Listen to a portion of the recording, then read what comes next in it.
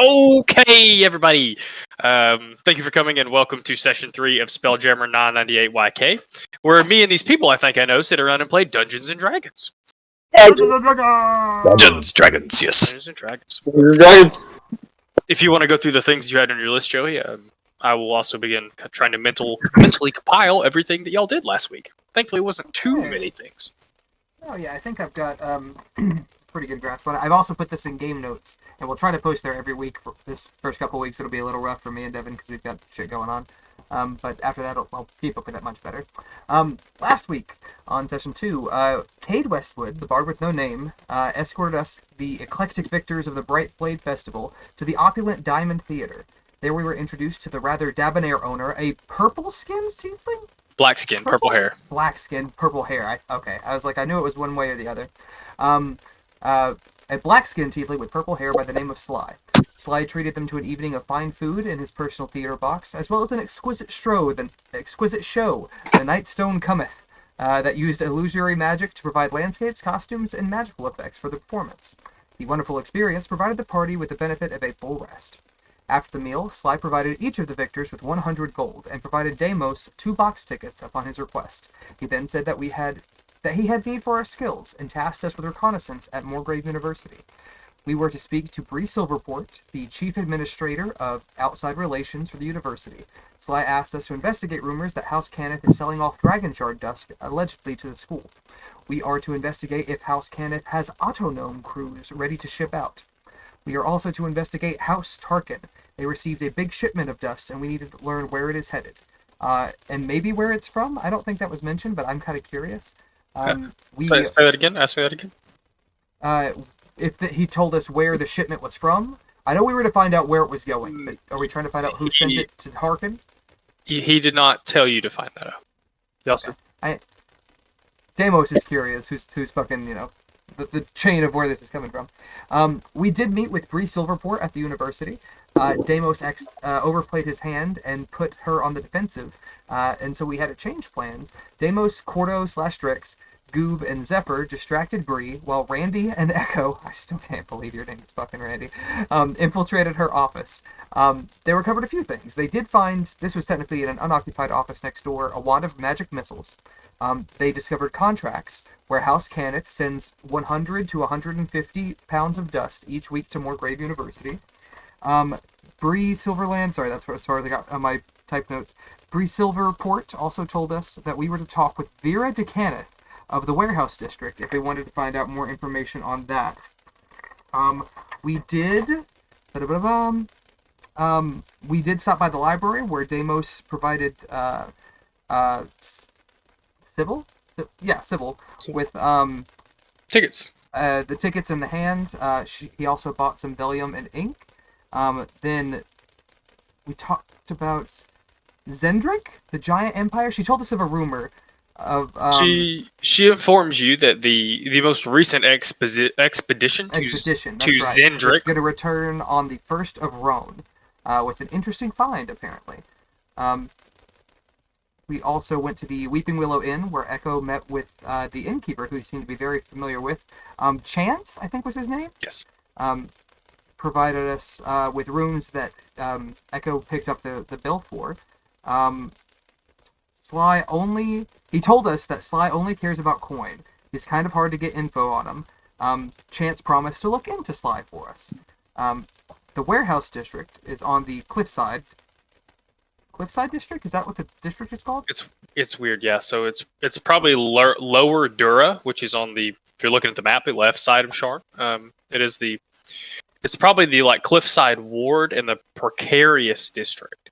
I'm still navigating my way through what to call these, because there's the upper part, there's the actual district it's in, there's the ward that it's in. Welcome to Eberron, y'all. I got you. We did go to the Warehouse District, and we found an Autonome that seemed to be hiding behind a few barrels and crates, spying on what was going on around the warehouse. This Autonome was A1G1, affectionately, at least by me, called Steak Sauce. The Autonome, we communicated with it telepathically, and it responded to us, and said that he was keeping an eye out for any trouble. but before long he said something aloud and alerted the person inside, Vera DeCanneth, who we were sort of looking to speak on, but hoping to get some information first. She told us that Dials DeCanneth was the inventor of the Autonome. The Canneth dragon marks allow them to analyze Warforge and see the system that connects them and repair it. Vera also told us that there have been break-ins to several of their warehouses, and that they want... We have two groups, Lorander and Orion? Yeah, two houses, House Lathander and House Orion, who they are in the works, like talking with about trying to get some deals worked out. Yeah. I don't Vera remember tells us exactly that how they much can... information I gave y'all about that. Vera tells us that House DeCanneth, her house, produces autonomes in about a month and a half, but with a template for them, they could mass produce them and make groups in about 2 weeks. We also know that House Canneth mines for dragon shards, as do all houses, and she paid us 200 gold to buy for this, to keep what we learn a secret when we're investigating the break-ins and all of that stuff. So, plus what Sly gave us, everybody should have 300 gold, plus anything that you might have started with. That's sort of in the bag, but it might be easier just to do gold on character sheets. I don't know how y'all feel about that, but you're still on mute, Devin. I think for now it is definitely going to be easier for y'all to do it on character sheets. I am going to keep track, like I said, in that spreadsheet, because it's going to help me just to kind of see y'all's overall wealth, especially since there's going to be so much stuff. You know, I want you guys to drown in gold so you can buy lots of items and buy ships and et cetera, et cetera, et cetera. Gotcha. Alright. So that's all that I had down. I think that's where we left off. I think you got almost everything. I think there was something I wanted to clarify. You said with the template they could make groups in 2 weeks. So not just groups, but crews specifically. They could manufacture enough autonomes to automate the crews for most spelljamming ships. So I did want to call a small point of distinction there. Other than that, I think you almost got everything. The other thing, so I think you covered this, but the other thing that you guys have not gotten for Sly yet is you have not determined where House Tarkanan is taking the shipment of dragon dust they obtained. I'm very positive he did not tell you guys where it came from, if he knew that at all. And he did not. Our objective is to find out where it's headed. Yes, and he was very. Not just take anything. And he was very clear that it could be extremely vague. You know, if you just told him the nation or the planet or the etc., he was willing to accept that as information and move forward with it himself. You made me forget the other thing I was going to point out. God dang it! I just gotta stop and stare. Josh, you shaved your beard, dude. Holy fuck! I just saw that. Yeah. Love it, bro. It looks good. No, you had so much beard. It's a shock to see you without it. Yeah, I stopped cooking bacon to look at it, and it's like, wow, there we go. Yeah, I've never Man seen your stash.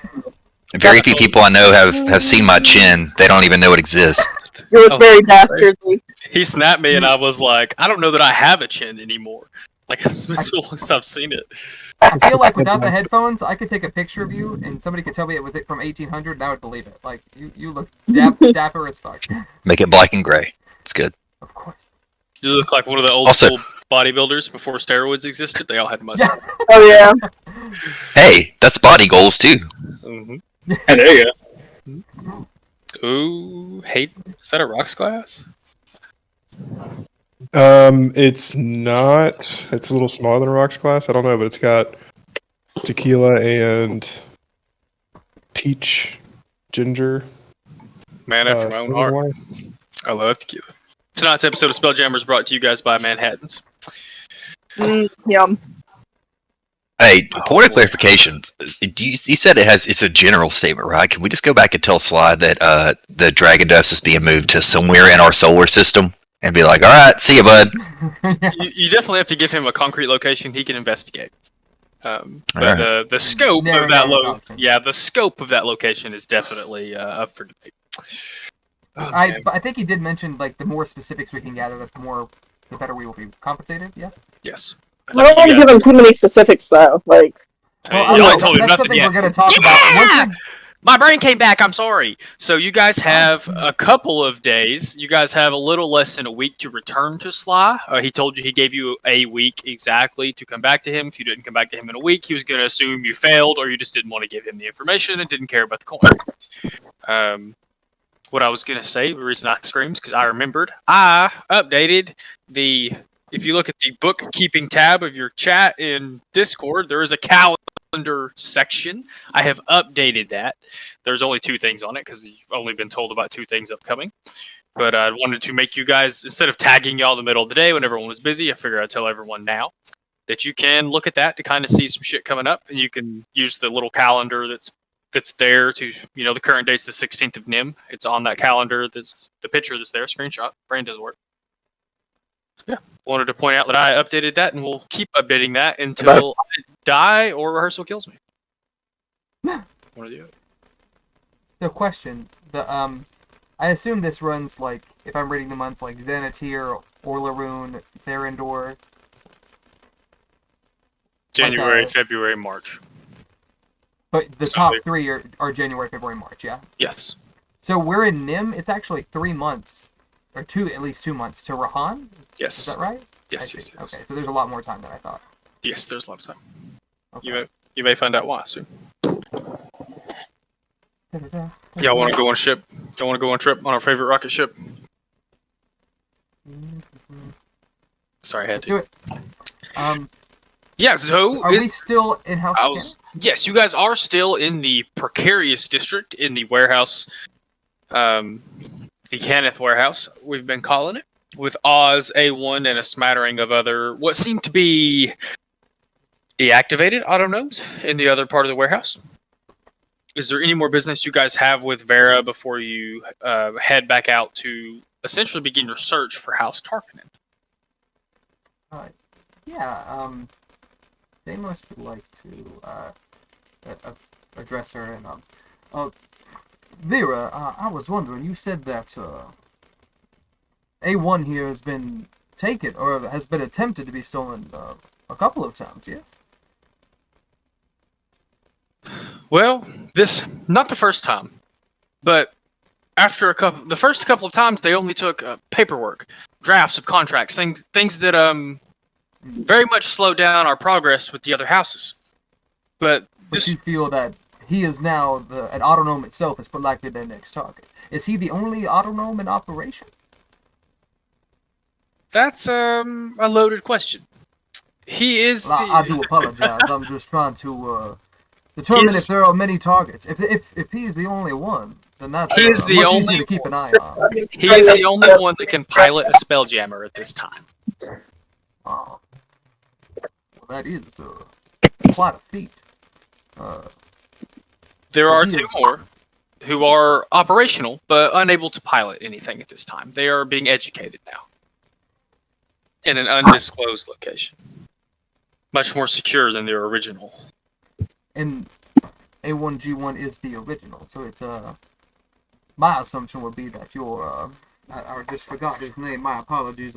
Terrible name. Styles. Master Styles DeCanneth. Is he unable to create other ones, or did he just have some special resource that made A1 as unique as he is? I believe I don't understand the question. The other 2 will be capable of piloting Spelljammers, but we have to teach them magic first. Only, and she kind of shuffles some papers around and looks a little nervous. She says, only certain automatons are picked out to be able to use magic to pilot the Spelljammers. That is the most mysterious part. I can put together most of one of these autonomes, but I have no clue how he gifts them that ability. They're also the only ones that can talk. Can you get quite one strange. Functionality to so only the ones that Thiles handles can actually speak, but you can get one to get up and move and complete tasks and such, yeah? For the most part. There are some final processes that Thiles handles himself.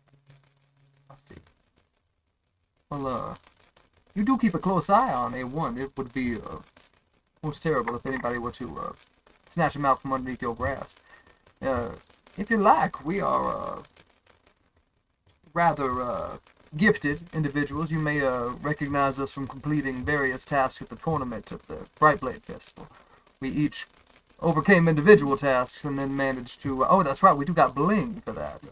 I will sort of give a little tap to that. We are not only skilled in our respective fields, but also managed to win the Tournament of Champions.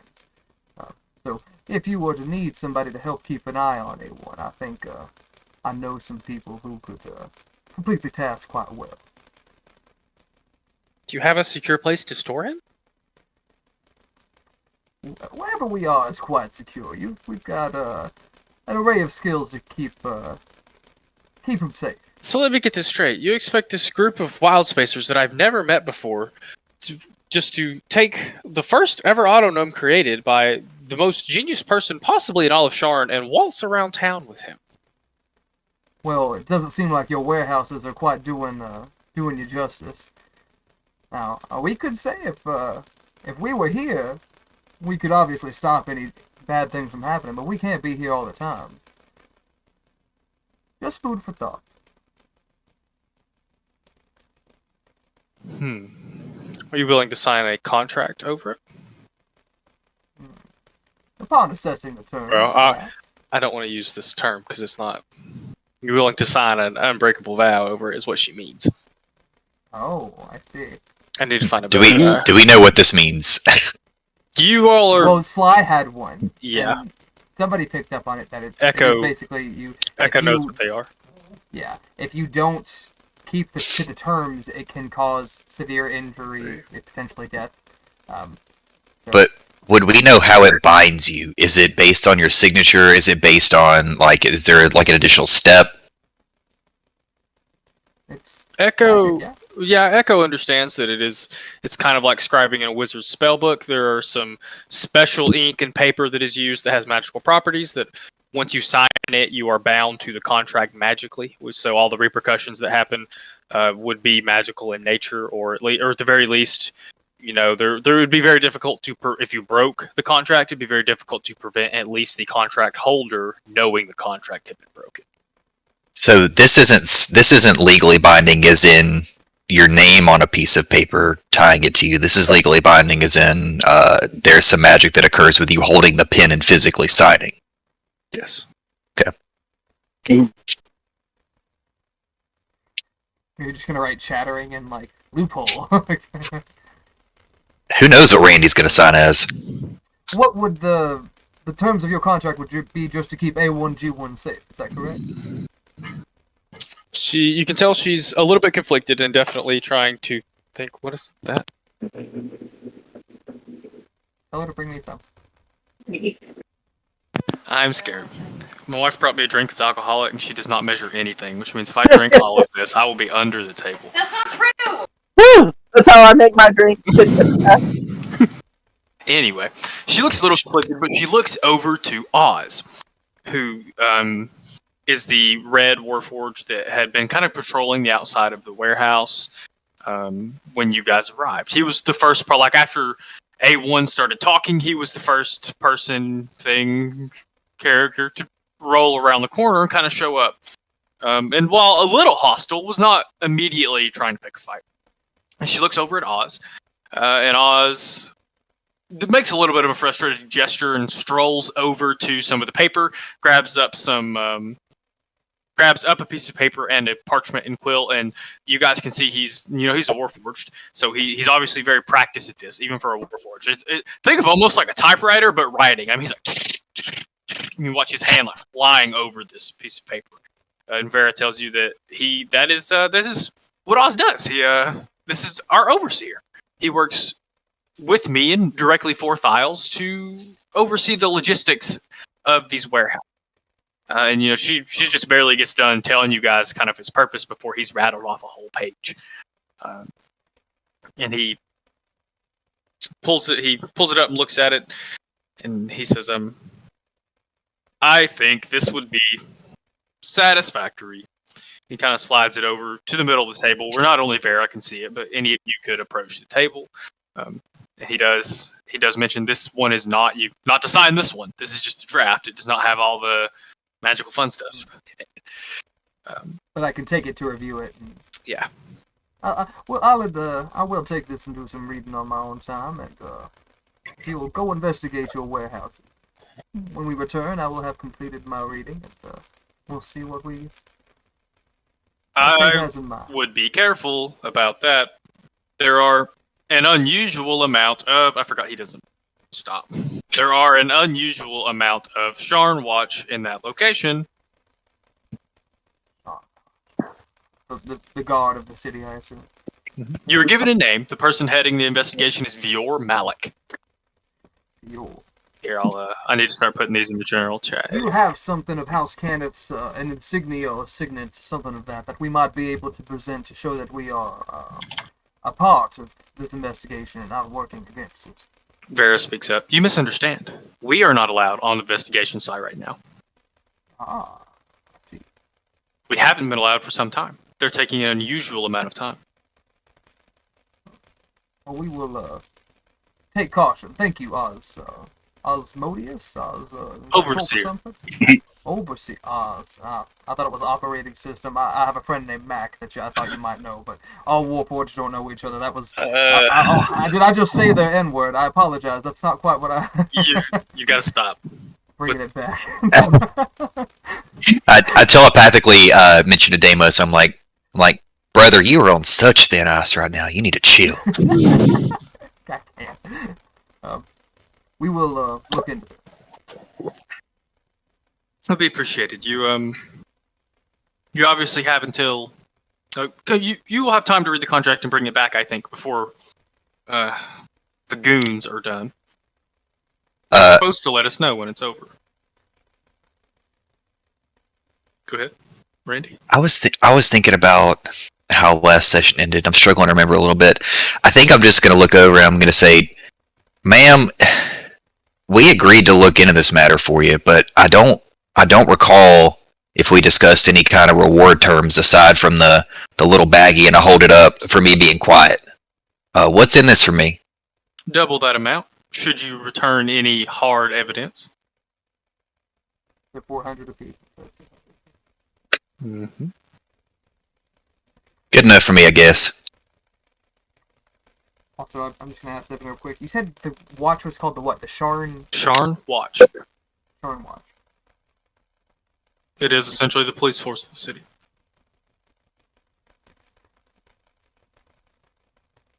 Is there anything else you guys would like to ask anyone in the warehouse, or anything else you'd like to do in the warehouse before you go tramping off looking for the infamous House Tarkanan, as I said earlier this week?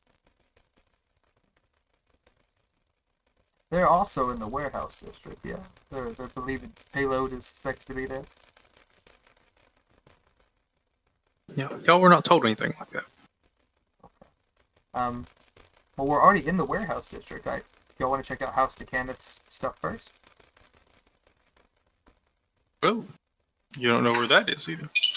If you ask, you are pointed. They tell you that I may have misled you a small amount. It's more of a laboratory than a warehouse. It's in 12 Towers. Let me make sure that name is right. Which most of you would understand is an upper ward. You guys you're in the lower part of Sharn now. You would have to cross through the middle and up into the upper. You actually have to go all the way to Tavik's Landing. It is, for all intents and purposes, a journey. Several lift gates to go through. Not only are you going up, but you're kind of going across Sharn. I think we've been there before. Not upper Tavik's Landing, but you have probably been in Tavik's Landing. Oh boy, come on. I know I put this information in here somewhere. Yeah, 12 Towers, upper Tavik's Landing. Yes, sir.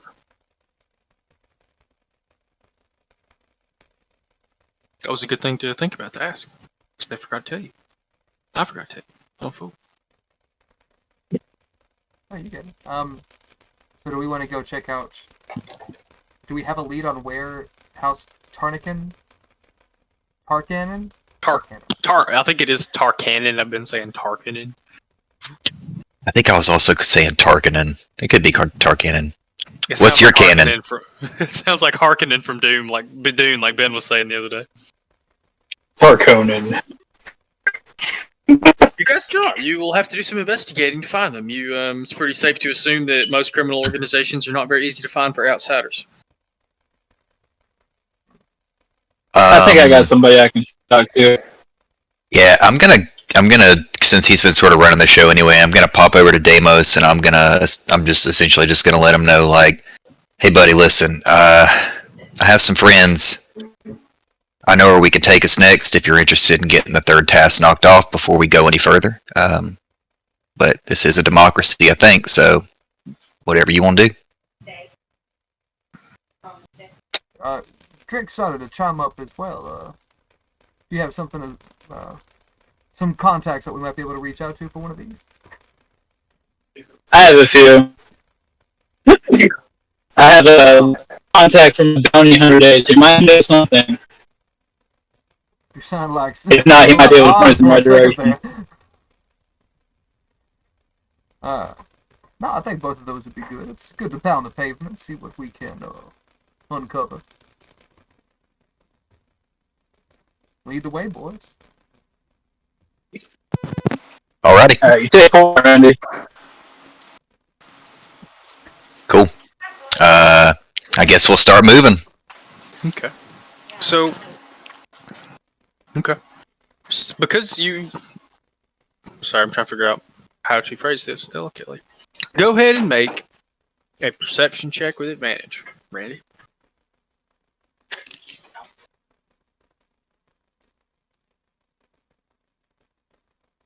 Let me pop this where I can see it. Just to make y'all holler out rolls. Okay, that's not too bad. Because you are a rogue and no thieves camp, you are very well versed in all of the little signs, little marks, graffitis, etches in doorways, or sometimes just even the way that certain stalls and shops and carts are oriented to send secret messages to those who speak thieves camp, to other people involved in not always criminal enterprises, but in less than savory organizations. And so it does take you close to an hour to mark the first mark, to kind of spot the first mark. You recognize it to be fairly old. While you know that House Tarkanan is not in this area, they had been in this area some time ago. You can hazard a guess that they have moved on from this area and very likely the next area that they would have moved to. You can... you have anything better than perception? Anything? I'm trying to Most of my anything else skills are in. Let's see. Plus 0, so I imagine. Yeah. No, most of my wisdoms and intelligence stuff are a flat 0. So what I want you to do is I want you to roll a perception check and add your dex modifier to this. Okie doke. As you use this first mark, that's the information it tells you is kind of which direction to go. My dex is a +3, so that's a 22. Perfect.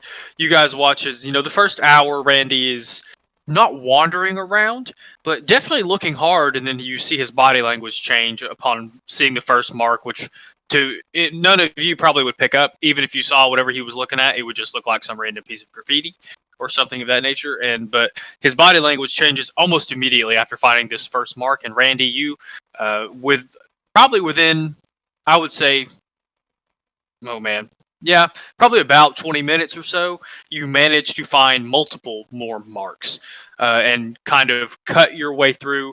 And I would say for that score, you guys actually pass through. As you guys kind of going up and down, you guys notice that these marks are kind of spread between the lower and middle sections of Sharn.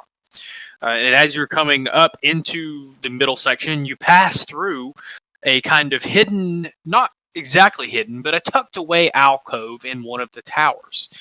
As you pass through it, it seems to have at some point recently been occupied. You can see scraps of clothes, discarded food, things of that nature. And Randy, you're fairly certain that this was probably a meeting point at one time. But of course, there are signs left at these meeting places, and this kicks you off for your third and final perception check. You can tell now that you're not very far behind them. You should be able to find their current meeting spot fairly quickly from here. Okey-doke. I don't know if I still get to add the +3 or not, but For sure. up to you. So it's a 16. Okay. All right. It takes you probably about 30 more minutes. Y'all didn't spend near as long looking for these people as you could have, thanks to your pal Randy. Before you you finally hit upon the mark, the piece of thieves' camp that you know to mean, for lack of a better term, hotspot. They are actively using this general area at this time. And within just a few more minutes after that, you using some of your past experiences, you managed to find the entrance to the current safe house. And you guys can see at this point that it is this particular place seems to be very well tucked away. You guys enter what seems to be an inn and then go through one of the side doors that you think would go to another common room, but seems to go out into a not part of the inn, but part of the tower. To kind of expand on a lot of the way Sharn is built, our city of towers, a lot almost strip mall style or outlet mall style. There are many rooms and buildings and businesses tucked away inside the towers themselves, and many of the towers have these kind of open common areas. And so you guys end up going into a tavern, out another door, deeper into the tower, down some steps, back up some steps, through a corridor in the tower. It is a little topsy-turvy, to eventually end up kind of deeper down and into one of the larger towers in Sharn. Or in the district that you're in. You guys have wandered around enough. It's a little difficult to place where you might be at this time. You're unsure if you've crossed one district or two. And you come upon a door, as you guys can imagine, one of the big, heavily built doors. Reinforced adamantine frame. Iron iron bars, bands. Thank you. Door is banded. Thank you. Very well protected. You may approach and knock if you'd like, or you are all free to approach the door as you see fit. Before anybody approaches it, I'm just going to look back at the party and I'm going to let them know it's a little difficult to find. It's kind of intentional. Some of the people these folks work with really probably don't need any finding, and they would likely appreciate if you don't talk much about what you see. I'll also let you know that they probably already know you're here, so sneaking's probably not going to work too well. But I'll go give it a little tap and see what we can find out. Well, before you do, Randy, I'm gonna say let us slip back into the tavern here just a second. The space before the hidden space. I must say I'm fascinated seeing you do this. It's rather ingenious, the signals that are hidden. I'm just curious, are you tied in with this particular organization, or have you been to this house before? Or it's one of their safe houses, not this one specifically. I'm tied in with a lot of different thieves. I've lived a pretty storied background around these parts. What I can say is that I've run pretty tight with a few different groups, and there's a couple in here that I know quite well. Well, that is quite the advantage. I appreciate your insight. Well, if you believe we're ready, I'll stand. Oh, actually, no, I do have one more thing.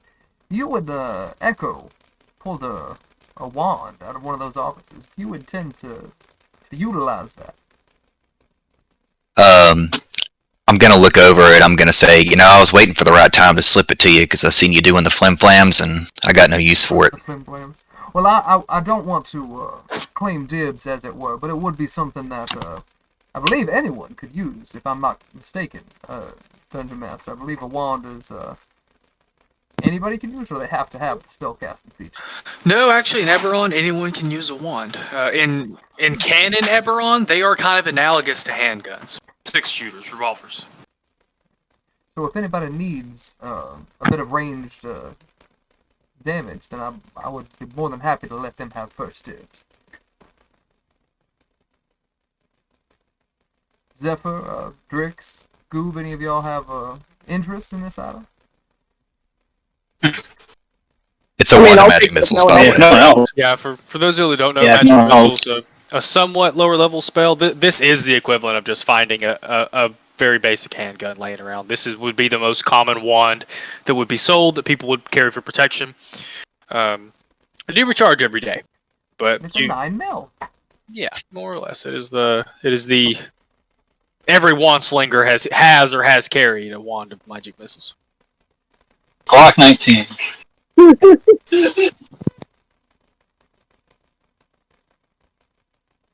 Zephyr, did you, I don't know if I heard you or Goob express any interest or not. I said I'd take it if no one else does. I love that that's the consensus. No, I'm good. we could play Boulder Parchment Shears for it. You know what? I'm gonna sit down at the table that we're all sort of, I'm gonna guess, standing around, and I'm gonna say, I got an even better idea, and I slap it down on the table and I spin it. Oh, I love it! I like to think that like at least 8 people in the bar go when you start spinning the wand. Loaded gun, perfect. That's so I'm perfect. gonna pretend it has like a little white tip, like a magic wand, and whoever it points at. They all How would do have. we?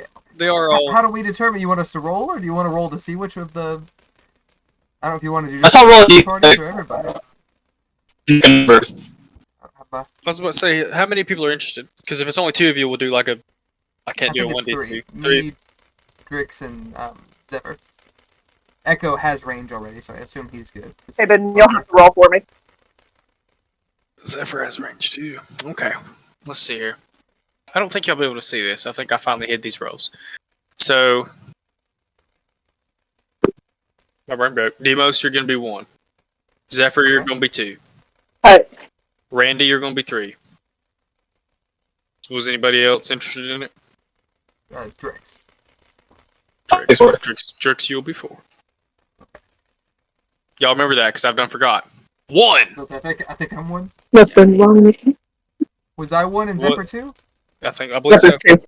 Wait, who was the 4th one? 1, 2, 3. Drix. Drix was. You were the 4th one. You were 3. Oh Well, yeah, it sounded like- if it, I'm not really interested, but if it lands back on me, I'm just gonna decide who it goes to. Okay, that's fine. I just needed a 4th person to kind of round that out, but it did land on Demos. So, I'll pretend like that my portent was I pretend that I knew that was I knew that was gonna happen, and I just tuck it into my sleeve, and yeah, I'll add that to my inventory real quick. Alright, sorry. It will proceed at your leisure. It may require attunement. If it doesn't, he could literally like throw it to y'all to use. He'll have to look that up. It does not. So he can literally slide it to y'all in the middle of battle or hand it off or whatever if shit goes real sideways. FM. I assume this has all 7 charges on it, or any of them used. Or... No, it is definitely full. Okay, cool. Alright. Thank you, sir. Is there I the- appreciate your chaotic approach to decision making. I'm quite erratic myself. Sometimes when you're at a standstill, you just gotta push forward. Random chance is the best way to decide everything, says the god of the universe. Alright, yeah. I carry him back down to the door. Okay, on your way. You carry me. Oh, that's rather courteous. On As my you guys back. Go back out into the common area and begin to kind of navigate the corridors that lead back to this tucked away room, we'll say. I don't want to say hidden. You could find it. You could walk by it if you were lost and wandering around, but there are quite a few turns and corridors to make your way through. As you guys leave the common area and start navigating through these corridors, you all hear from behind you as you get down in the corridor, oh, fucking shit. It's the bugs. Drix, all of you turn around. Drix and Randy, you guys see a familiar figure. I have a token, but I guess I'll put him down when it's more prevalent. Very tall, human male. Definitely a martial class. I was going to say ripped as fuck, but to give you guys an idea, definitely some kind of martial class. You can see he carries a big 2-handed maul on his back. And a big, thick, heavy cloak. Definitely the type that it's pretty easy to tell he likes to swing that hammer, and that's his thing. That's what he does. And you guys both recognize Marcus Tarkanan, which you both would recognize. I won't. He is a direct relation to the house, if you will. And is that the Tarkanan or just Tarkanan? His is just Tarkanan. Okay, so he's not Dragonborn. Not that you would know that, because he's not introduced himself. Marcus. He does, of course, come strolling over, and when you greet him, Drix, I like to think you guys have like an Armstrong and Sid moment from Full Metal Alchemist, like y'all are gripping for, except without the sparkles. There's no sparkles here. Oh no, there's sparkles. Cordo sparkles, if nothing else. Cordo pulses, yeah. I like to think that their handshakes are so much more intricate with the four hands too, that they're just like, I can't even like comprehend it. But he is a human. He's not a Thrakreen, but he does greet both if of a you. human holds out one fist, they could just bloop, like. No, but he does greet both of you very jovially. Actually, you guys do know him too. I have fairy fire, so I want to cast that when they.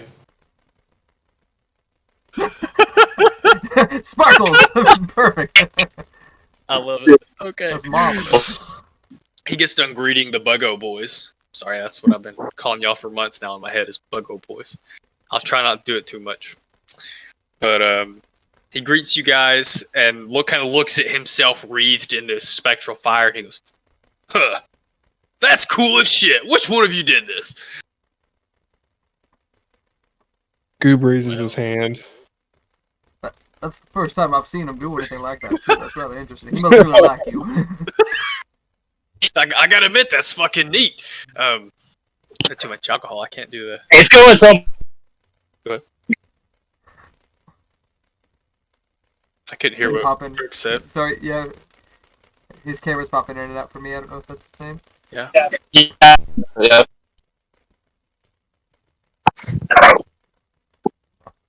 That internet do be struggling. You're right, though. Bird, what'd he say? Let's say hey. Shit, I'm in the other room, homie. Darn. Fair Actually, enough. tell him we're having a. What you saying, baby? Oh, he's not saying anything. He says, "We just crashed." Maybe we're getting background noise and stuff too. Hello. I'm back. That's better. Much better. I'm back. Yeah. All right. So what was that?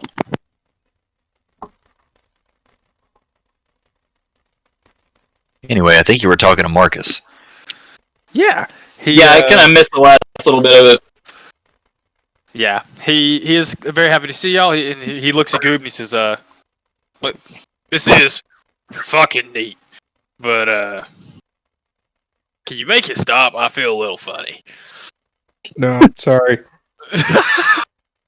Catching off the Goob. Kind of shrugs and looks back. This is your life now. I hope you realize that this is a permanent enchantment.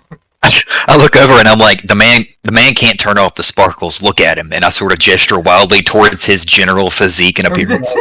Looking much like Josh's background, like Cosmos. That's actually a good point. I am very happy to see you two. There's been a problem, and Oh, really? yeah, Thora will be very, very happy to see you. We caught you rolling up outside and then you went back. Is everything okay? Oh yeah.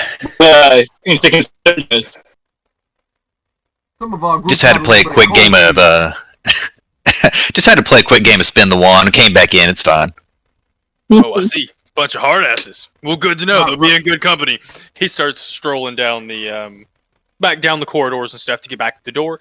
And when he comes back to the door, like he beats, like doesn't knock, bang, bang, bang. And you hear some bangs on the other side, followed by him banging again. And you don't. The weird thing is, there's no specific rhythm. He just really seems to be these whoever's on the other side of the door just seems to be beating on the door back with him. Eventually, the door is opened without any other call signs or anything like that. They seem to be. You gather they're used to his particular brand of letting them know that it's him. That's his signature. Yeah. And so neither one of you recognize the person. They seem to just be another member of the house. And you are all guided into a very similar room than you had stumbled across previously. Small-ish, not packed or crowded or anything. You can see there do seem to be spiral staircases that go down deeper into the tower, into what you assume to be rooms. This close to the bottom, probably like maintenance rooms. You could almost think like steerage in the ship, where there is probably either some magical components to help keep the towers floating the way they do, or just general infrastructure for Sharn. But the room you're in is, sparsely decorated. You see some bedrolls off to the corner, and what I would call a war table, a very large table spread in the center, and a couple of people gathered around it, but mostly the most important one being the person at the head of the table, hands planted on the table, a woman with grayish, gray streaked hair, and a very prominent set of dragon marks. That it's hard to see all of it, but they definitely start at the top of her traps, and as the best you can tell, seem like they flow down the rest of her traps over to her shoulders, but you guys can't particularly see her shoulders. She is wearing scale mail. Excuse me. Had to put my armors together real quick. Well armored, carrying some kind of saber. Good job. 2 seconds.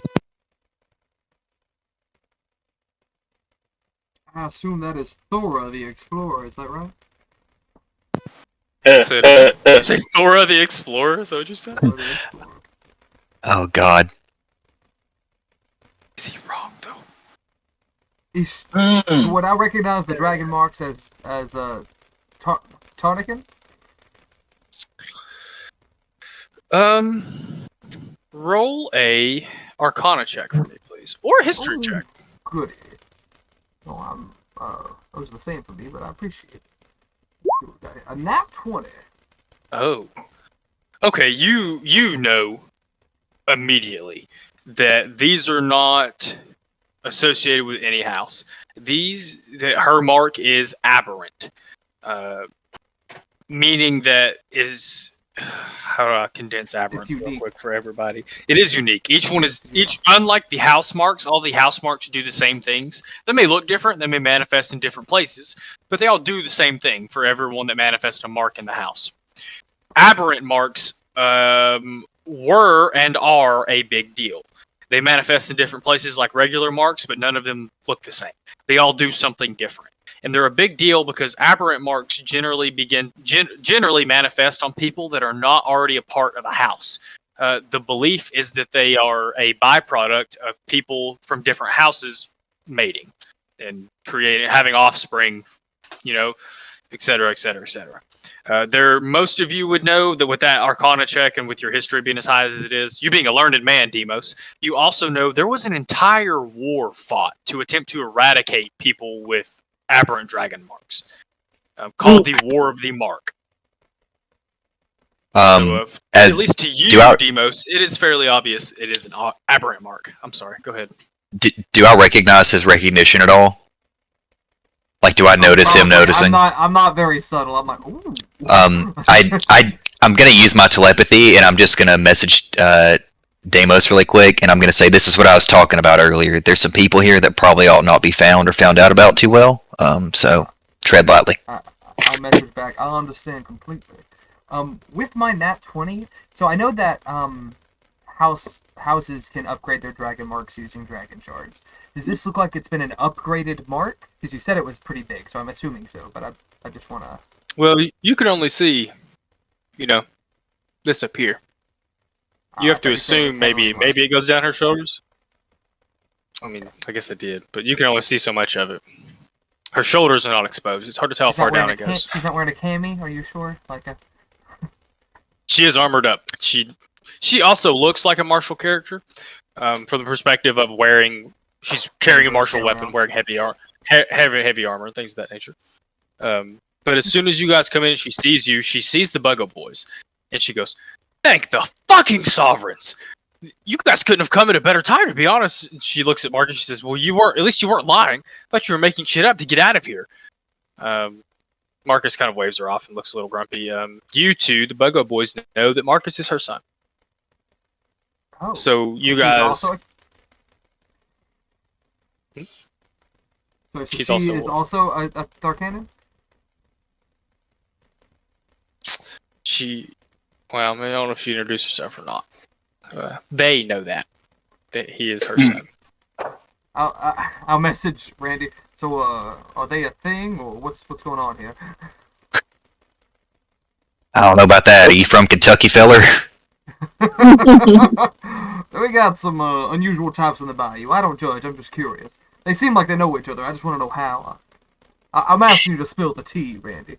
You got 4 hands. Surely you can do it with one of them. You seem a bit nosy, brother, but I like you. I'm very nosy. I'm very curious. I do apologize. And without even answering his question, I'm gonna look up and I'm gonna sort of yell across her. I'm gonna say, "All right, Thor, you might as well introduce yourself."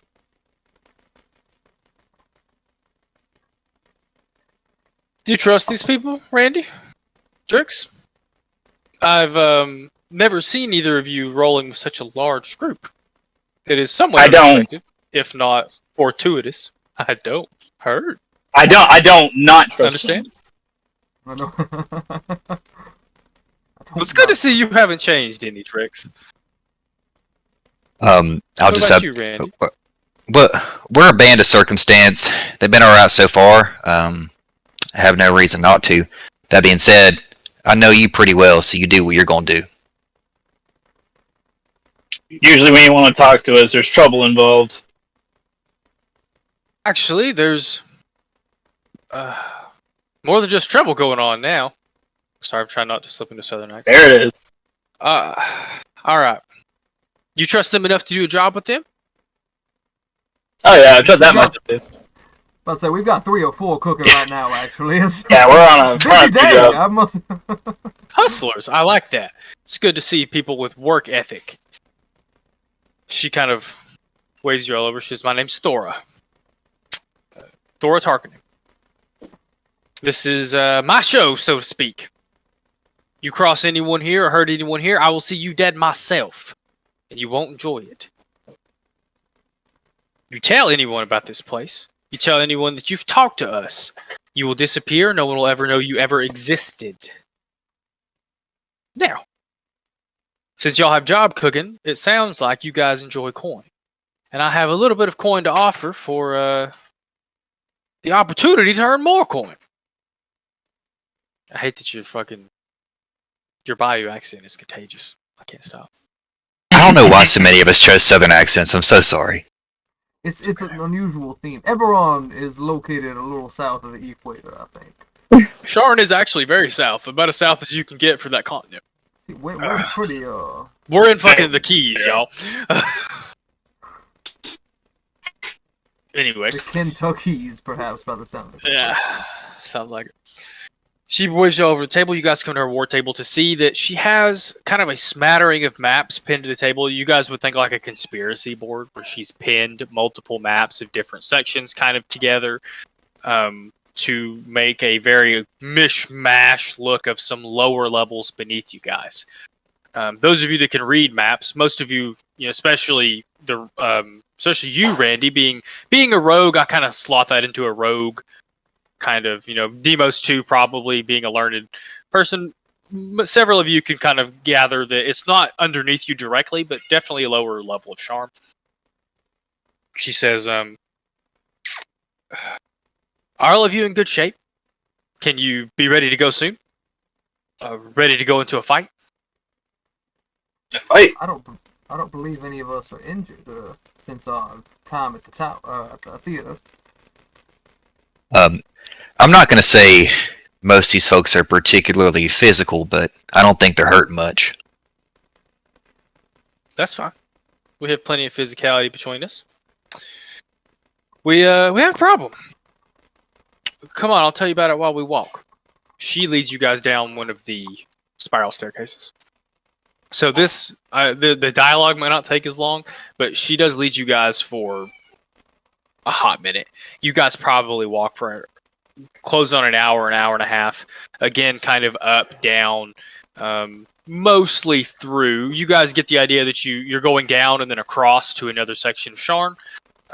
Actually, I changed my mind. Y'all might walk closer to 3 hours to get back to where they're trying to take you. Her and Marcus lead the way. She says, we've recently acquired some loot that is highly valuable to the house. We stored it in a section of old Sharn that we thought was safe. But some of the creatures from Kyber seem to have wandered up into our territory. We're a little bit worried about what has pushed them this far, but we don't have the muscle to remove them ourselves. A little bit of help would be appreciated. Of course, you will be paid for your efforts. What kind of creatures from Kyber have been creeping up? Has anybody managed to spot one or identify them? Well, that's the problem. They're hanging right around our cargo we need to load. We need to move some cargo. Can't move them with those things there. So you've seen them? Yes. They are, as far as we're aware, still there. You actually watch her. She doesn't hide it since you guys weren't hiding it earlier. She casts a message spell. And there's a little bit of silence where she seems to be awaiting a reply. She says, they still seem to be there. Any of you looking to earn some coin? Or how much you can... I can offer 150 gold pieces each to help us, or per kill, to help us remove these beasts. 150 per kill. There are 2 of them. But Marcus and I think can handle one. I'm tempted to take 2. What manner? But... You beat us What to it. manner It's of all creature will we yours. be facing? Ask me that again. What manner of creature are we going to be facing?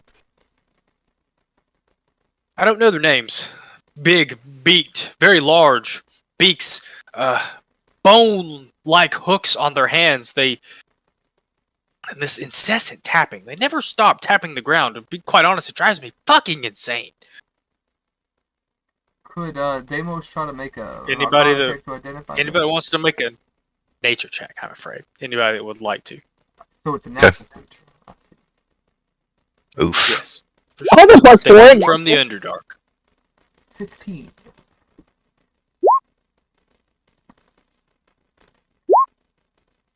I will actually say that Goob, Demos, and Drix, you all have either read, been educated, or perhaps heard of Hooked Horrors. A creature specific to the Underdark that generally stays there. And I would say some of you with your background, those of you especially that came from off-world, you guys might be aware they sometimes inhabit asteroids and things like that. Let me find a picture. I will send you guys. No, I'm gonna wait. But you guys know that they are usually indigenous to the Underdark, which is called Kyber and Eberron. They're not really anything to be fucked with. They are a little scary.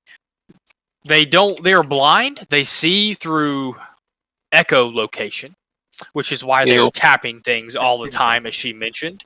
I can't type hooked horror to save my life. Pull this picture up.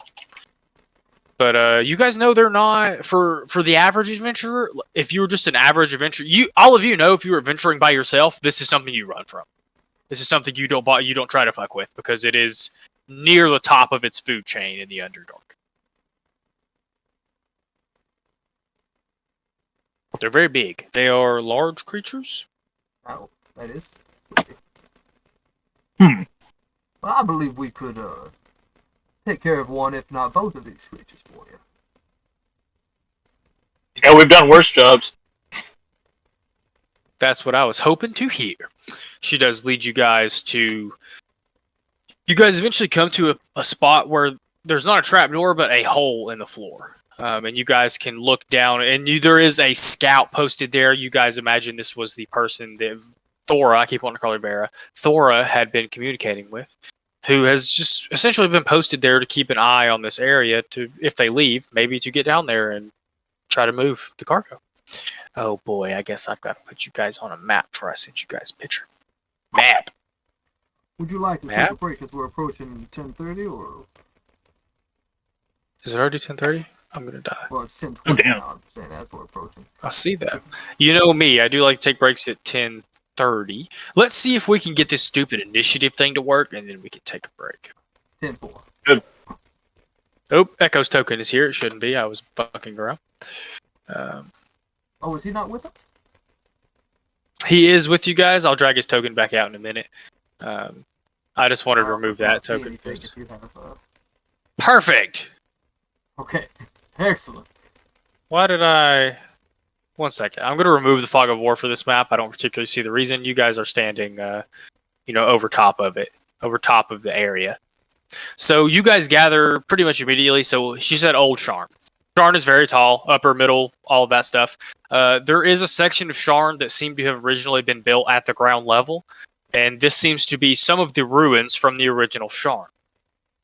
Thus, mostly called Old Sharn. And you can see, I don't know if you guys can see me ping it or not, depending on how far out you have scrolled. There are many crates scattered around this area, not really hidden so much as this abandoned space has been used as a storage area. And you can see these two large monstrosities wandering around. And even before you guys got to the actual area, you could hear click, click, click, tap, click, click. The sound. So I'm going to send you guys this picture.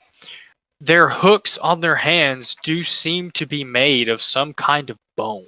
The sound that it makes when it clicks on the ground is a little perturbing in a lot of ways. I've sent you guys a picture in chat of what one of these guys looks like. Oh yeah, I want to kill the shit out of this thing. They're a little gross.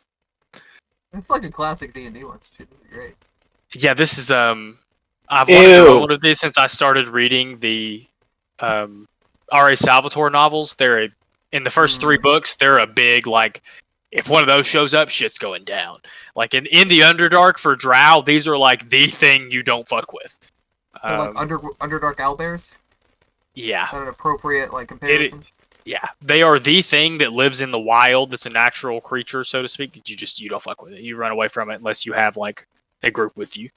Of course, that is more geared towards like the average person. Adventurers obviously are a little different. You guys are even at level 3, much stronger than the average person. From our checks earlier, is it echolocation through the air or echolocation through the earth? Is it tremor? The meta wise, I'm asking, is it tremor Echo. or like blind sense? It's exactly echolocation. They screech or click, and the vibrations come back like a bat. The vibrations come back to them. So I guess the secondary question, so they use that to find us like sonar, but very similar to bats. What does that do about their hearing, right? Like, I would assume they have good hearing if they use echolocation. I would say so as well, yeah. I would think so. I hope so. Alright. Don't say Just what the Just to blind them already. just as a general stance, I'm just thinking, like, as we're coming down, I sort of blast out a telepathic message to the group. And I'm like, alright, friends, thanks to our friend Deimos, who taught us a little bit about these suckers. No, who was it? I guess it was a couple people. Probably shouldn't use too much verbal communication, and I would say stick to walls. I also can use message to speak telepathically for the group, so we can relay messages as they are necessary. If any of you have anything to say, give me the bird, and I'll know that means to check in and see what's cooking. Steel third? Okay, go.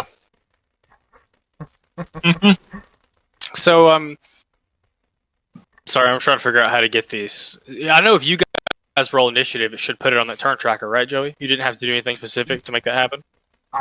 For the people who had it connected, it would do it automatically, but it would not do it automatically for everyone. What do you mean connected? That had roll 20? That had beyond 20? That had it connected to their character sheet, I think. To the token. You mean so like watch? Did my 14 pop up automatically? Yeah. I see it. But did it pop up at the but turn it's tracker? not on the turn tracker, No. yeah. Where does the turn tracker live on my sidebar? When you doesn't- start it doesn't when you live start on the game, it'll Spelljammer. pop up on the map. When you Why? start the initiative. Okay, I'm gonna hit start and see what happens. Oh, yeah, there you it go. is. But it did not put mine on there. If I do it again, it won't either. Ignore this one, but Well, hold on. You had a 14. So does it say 14 now? yes. Yeah, it Yeah. just won't do it automatically. All right, Drex, what's your initiative? Let's do it. 19. Roll for initiative, motherfuckers. I said 19 from Drex. I saw an 18 from Chattering. Is that correct? Yep. Correct? Zephyr, what'd you get? 20. 20. Fenty. Goob, have you rolled? Yeah, I got a 15. Thank you. Do you want me to roll for Echo? Please roll for Echo if you don't mind. Oh, sorry, I didn't have his sheet up, but It's okay. I forgot to ask someone to pull it up. So it doesn't actually roll for the horrors either, which I thought it did. That's I think if you do that and then hit start, it will for the creatures, but not for the players. Okay, I'll just roll their initiatives. Oh, they got the same thing. That's not. Okay. They can have the same one. That's fine. I cannot view Echo's character sheet. He has it hidden. Does he? That doesn't surprise me any. It's okay. So I'm gonna roll a d20 for Echo. As soon as I get his sheet pulled up. We're gonna take a break as soon as this gets set up. Then we'll go. We'll take a break. We'll come back and y'all can have fun trying to kill these things. I have no idea how hard of a fight this is gonna be. Huh. Depends on how much help your friends. Your Thora and Marcus are not on initiative. For all intents and purposes, at least for the beginning of this fight, they will be engaging the first one, and you guys will not have to worry about it. Where that are roll? we, opposition? Who rolled that first roll for? Oh, I did. Okay. I would say since you guys are dropping in, you guys can essentially drop your tokens wherever. I didn't mean to do that. Undo. But by which entity? I don't know. Which one do you want? Call one. They'll respect your call. You tell them which one you We'll take the one down here with a little more room by it. The one to the south. Yeah, that one over there is kind of. I guess we could take the northern fully out. Oh yeah, That's fine. let's do that one. Zephyr's already dove in, so might as well follow. My computer's really being a shithead. You want to go ahead and take that break? And Yes, it is. on the... No, I'm good to go now, so we're good to go when we start back. Congratulations, guys. Here we go for the first combat. I'm excited. Sort of. But we'll be back in 10 for you guys to kill some hooked horrors and make some coin. I guess we're just waiting on Ben. Is that right? I think Ben's back. Yeah, I'm here. Drex! Cool. Let go. You guys, here's my question. How are you guys going about this? Are you trying to drop down and sneak up on it? Are you trying to drop down on it? Are you just going to drop down and sprint at it? When you say drop down, like, how high above it are we? 10 feet? And it's a large creature? Yeah. You're not... It would be a little difficult to fall down on it. Maybe one or two of you could, like, falling attack it, but definitely not all of you. I'm trying to figure out how you guys... how you guys approach the situation. There's probably about a 10-foot drop to get down into the arena, for lack of a better word. I mean, I want to be at a distance regardless. So, I'm fine with dropping away a ways, but if a couple of our more hand-to-hand combatants would like to get a little more intimate, I wouldn't be opposed. And for all intents and purposes, Thora and Marcus are going to handle the other one to the best of their ability. Like, you'll sell that so fucking back on. I don't know. Focus on yours first. Let's see how that goes. Then we'll... I mean, the thing is, let me ask you this as like a sort of loaded question. We're dropping from the sky, right? If I land on the thing, Is that a sneak attack? I would give you guys a surprise round. Okay. Anyway, I started blasting. Could I prepare a spell for when they also plan to make their assault, or would we all have the surprise round, or just those dropping automates? You would all get a surprise round. So that was what I was about to say was yes, but that would be your use of the surprise round. So you couldn't like fire a spell when he dropped on it and then take another turn during the surprise round. That would be part of your surprise round. No, I understood. Yeah. But I mean, it's a surprise round is better than no surprise round. So. Oh, clearly, yeah. So let's. I mean, Make a All right, check, please, friends. I'm gonna try to land on its noggin then, I guess. Try to stab her out. This is a group stealth check. So. oh, so let's see how we roll first. Before I say that. Well, I see 19 and 19 and a 5. I don't like rolling low on stealth checks. You've got to roll for Echo, by the way, David. And drop a token for him as well.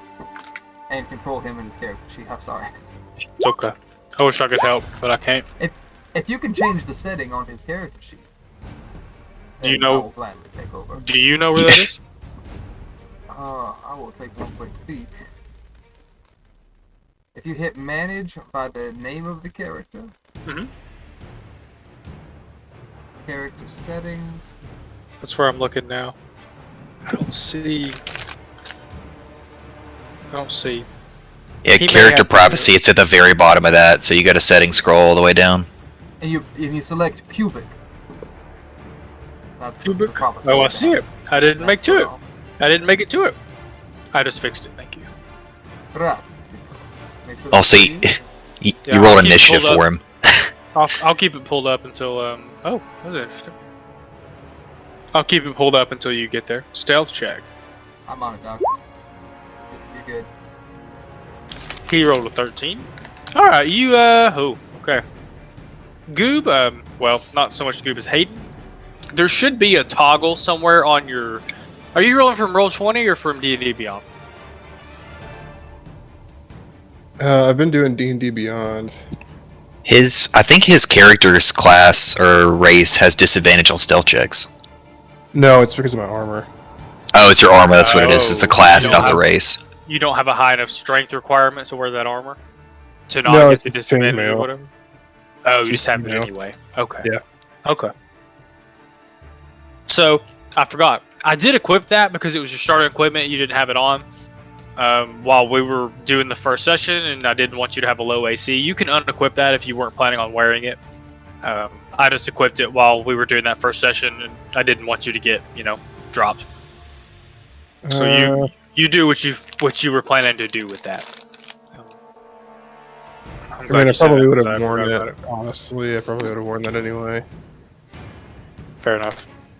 Looks like you guys do just barely well enough to literally get the drop on this beastie. On the Oh, wow. beastie boy. Perfect. You want us just to throw out everything we're doing? Nah, we're gonna go in initiative order. I'm gonna cycle through it, and then it'll get its turn. Because usually it's a round, surprise round. Zephyr, what do you do to get the drop on this big old scary hooked horror? We're gonna shoot out some Eldritch Blasties, because, Yeah, that's what I do. Start blasting. How about? start blasting. 15. 15. I'm getting it put somewhere. Oh, okay, it hits. Oh, sweet. Yeet. Yeah, 13 damage then. Okay. Perfect.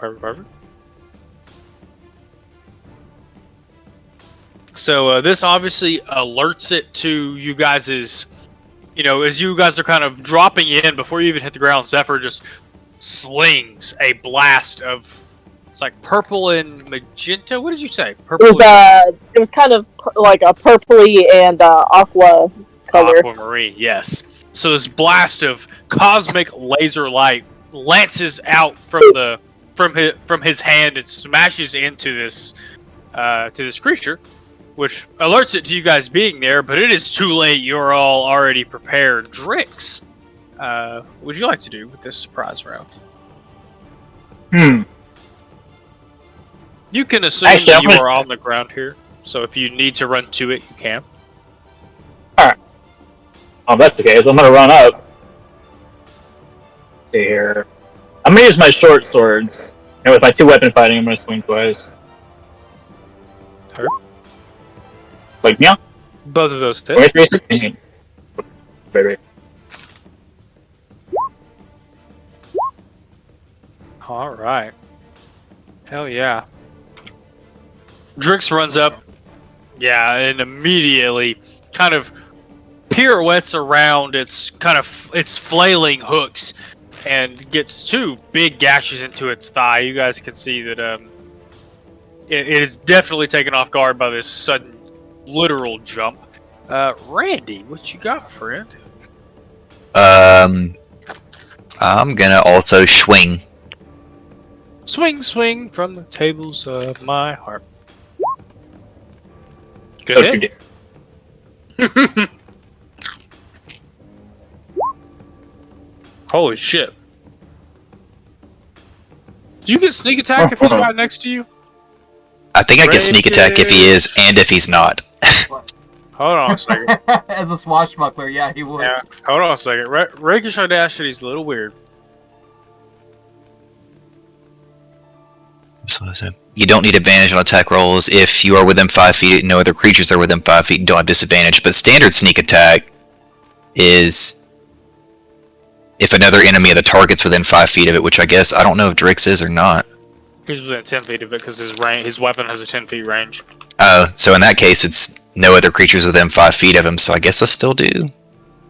Well, no other creatures are within 5 feet of you. He's standing right next to you. So here's the thing about Swashbuckler. You have to be on an island.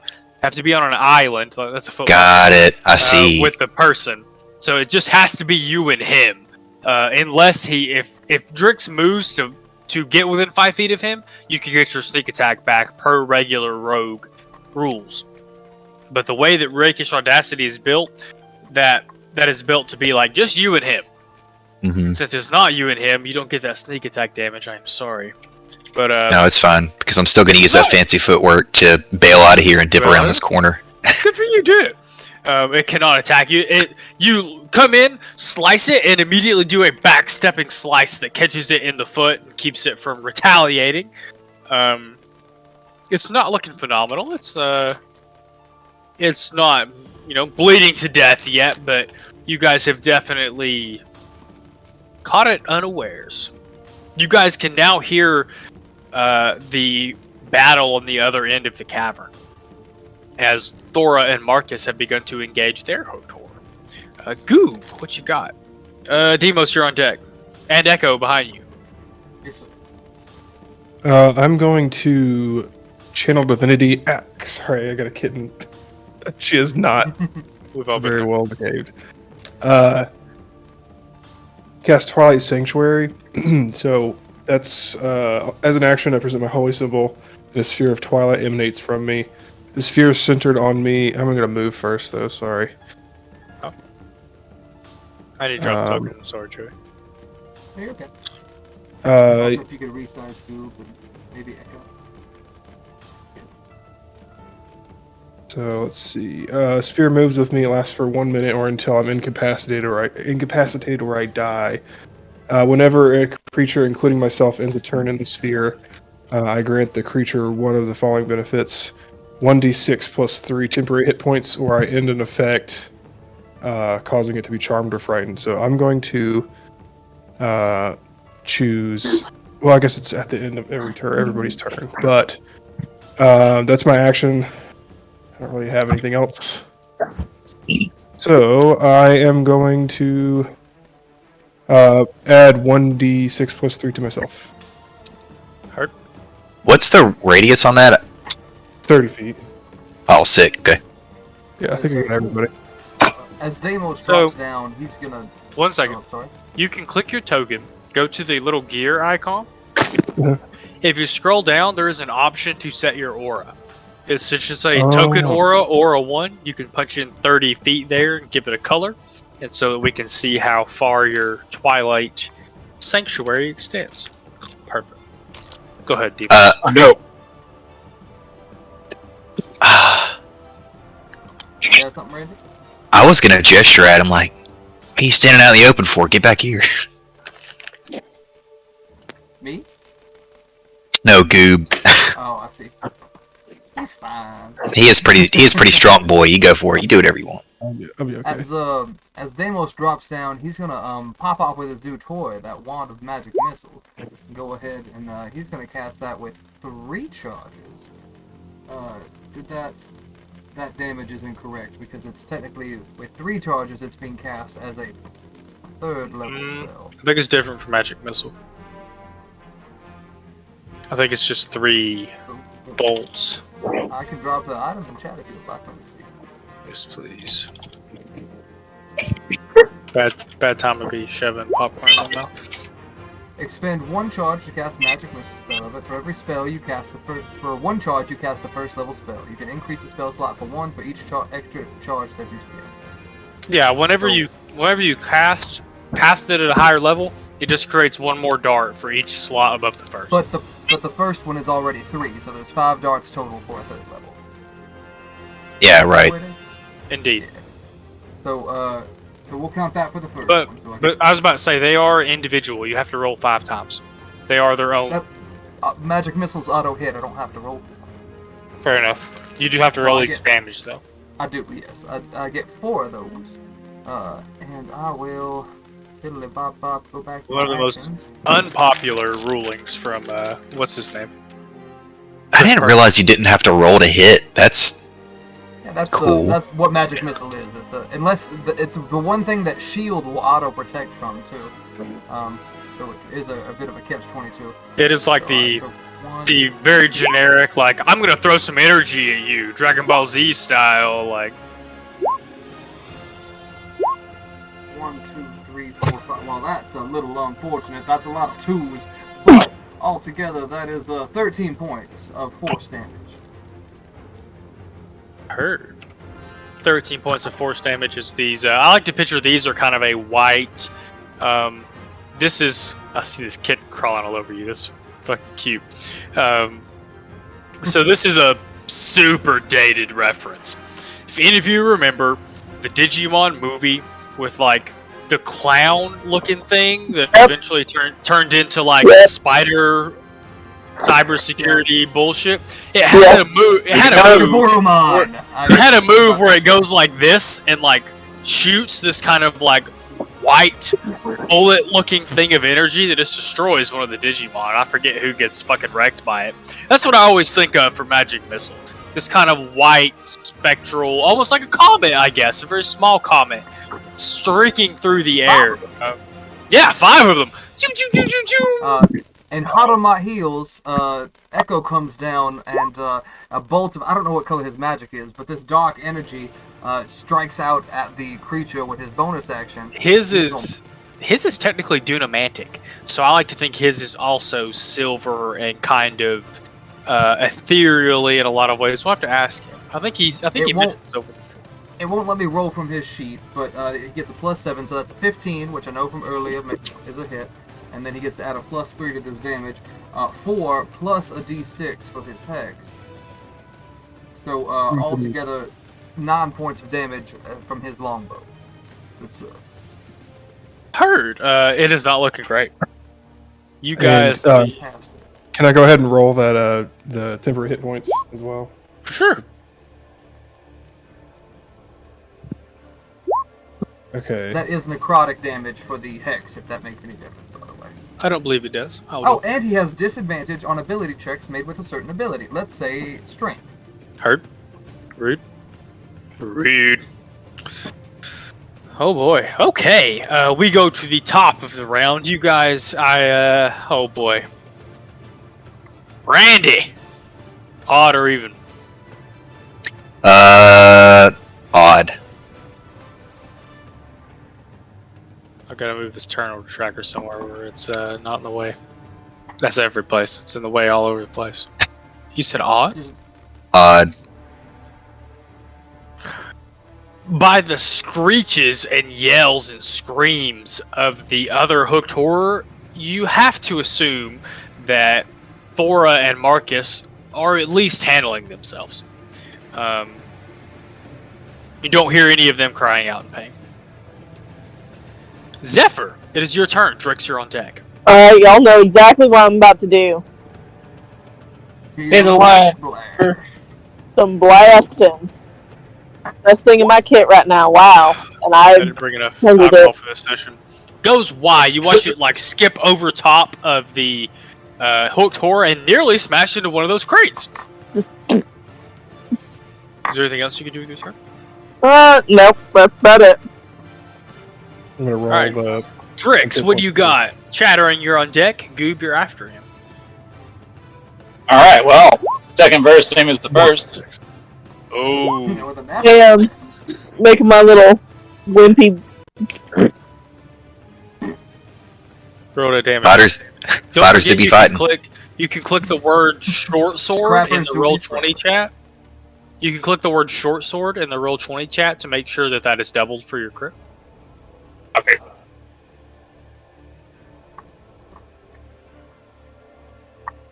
Y'all doing very well. I was afraid this encounter would fuck y'all up. It hasn't got to hit y'all yet. Surprise! also at the end of initiative, so you know. It's, Yeah. No, it's good. There are some other possible combat encounters that, if y'all are nice and fresh for those, it's not the end of the world. So we're gonna double that 6 to a 12. So we can do minus 12 and minus 4. Oh boy, Drix uses his Githka. Is that how you say that? Githka. And you I'm guys assuming. kind of blur as Drix, very well trained with this weapon, the weapon of his ancestors. Whoosh, you watch blood fly, anime style, like swing, swing, swing. Brief pause. Whoosh. Blood kind of spurts out of this monstrosity as it is not looking great. It does a little bit of staggering as it loses that amount of blood from Drix's mortal blow. Oh no. Oh, okay. Okay. It does not have to roll an injury because we're not doing that. Okay. No injuries on crits. Is there anything else you can do, Drix? I think that's really if I can do referring. Alright, Chattering, you're up. Goob, you're on deck. Cool. Finish the Can I job, move Randy. across? Can I move across this crate? Am I allowed to do that? I would consider it difficult terrain, so it would take roughly 20 squares of movement.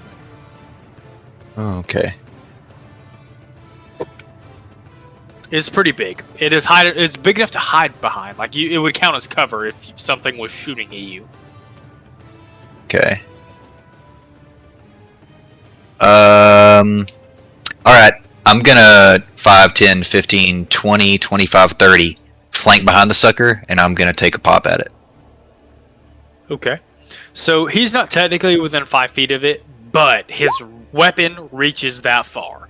So I will give you your sneak attack for this because he technically Cool. is threatening it. Like his weapon can still reach it. Well, I rolled a crit. Yeah, roll that. We'll see. Oh, I kind of think you're gonna kill it, but we're gonna find out. The damage wasn't the Spoiler, best. FMG. I mean, And I said we'll find out. It didn't double it, but I rolled a 8 plus 2, 10. 2. Wow. I see. It is barely hanging on by a thread. You guys watch Randy, like Bo Duke hood slide over this crate, roll underneath the legs of this. See you laughing, Bigelow. Fuck. Roll under the legs of this hooked horror, and then turn, and you have a katana. Just one big slice up. You watch as he cleaves through what would essentially be its hip and buttocks area, and just carve a chunk. Its leg goes limp. It obviously cannot hold itself up using this leg anymore. He more or less cripples it, and you guys watch as it is beginning to try to attempt to like drag itself away using its hooks. Goob, what you got? Let's see. Also, let me roll that one as well. I don't think we're gonna need the temp hit points, but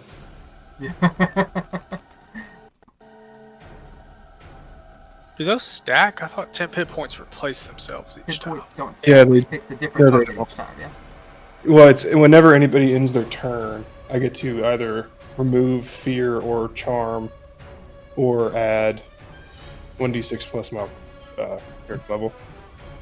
That's really cool. So it's everybody got 6 except for I think Rix, who got 8, and Josh got 8 as well, I think. But yeah, I'm going to move up and take a swing at this thing.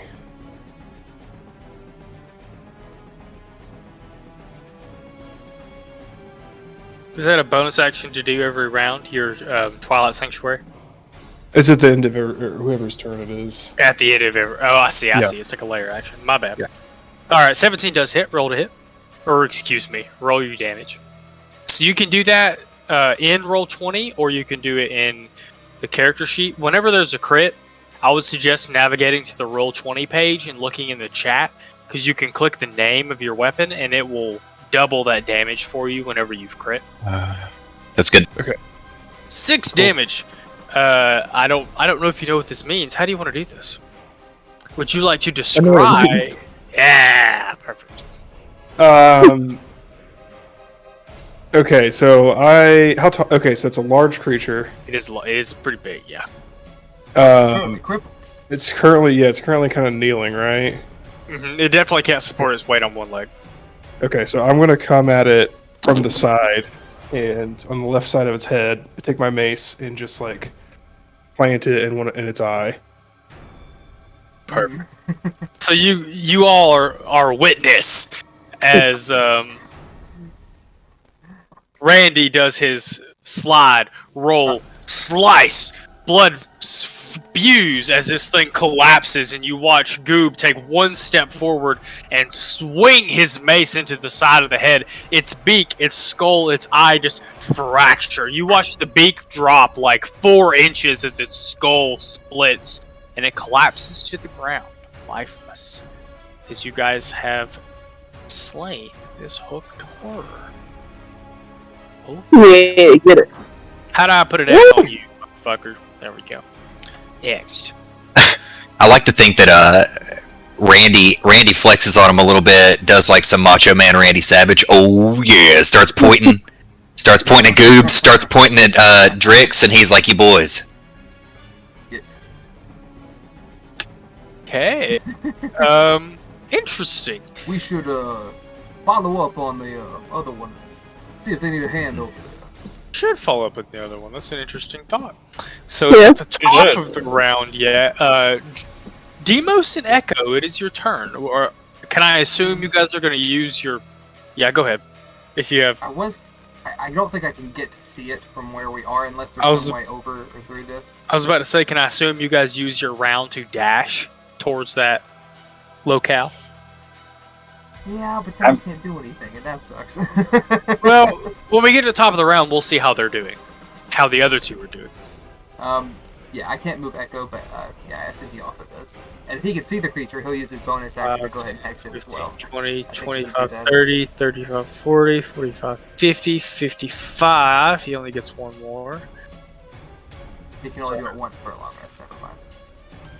55, or 60. That's as far as Echo can get. Oh, So- actually, he can use the bonus action on a subsequent turn, because it's a subsequent turn after. So yeah, he can curse it. Or hex it, excuse me. He can move it. Yes. Does he have to see it? Move it. Because it's the following turn. It doesn't have to happen when the creature drops. It has to happen on his next turn. But does he have to see it?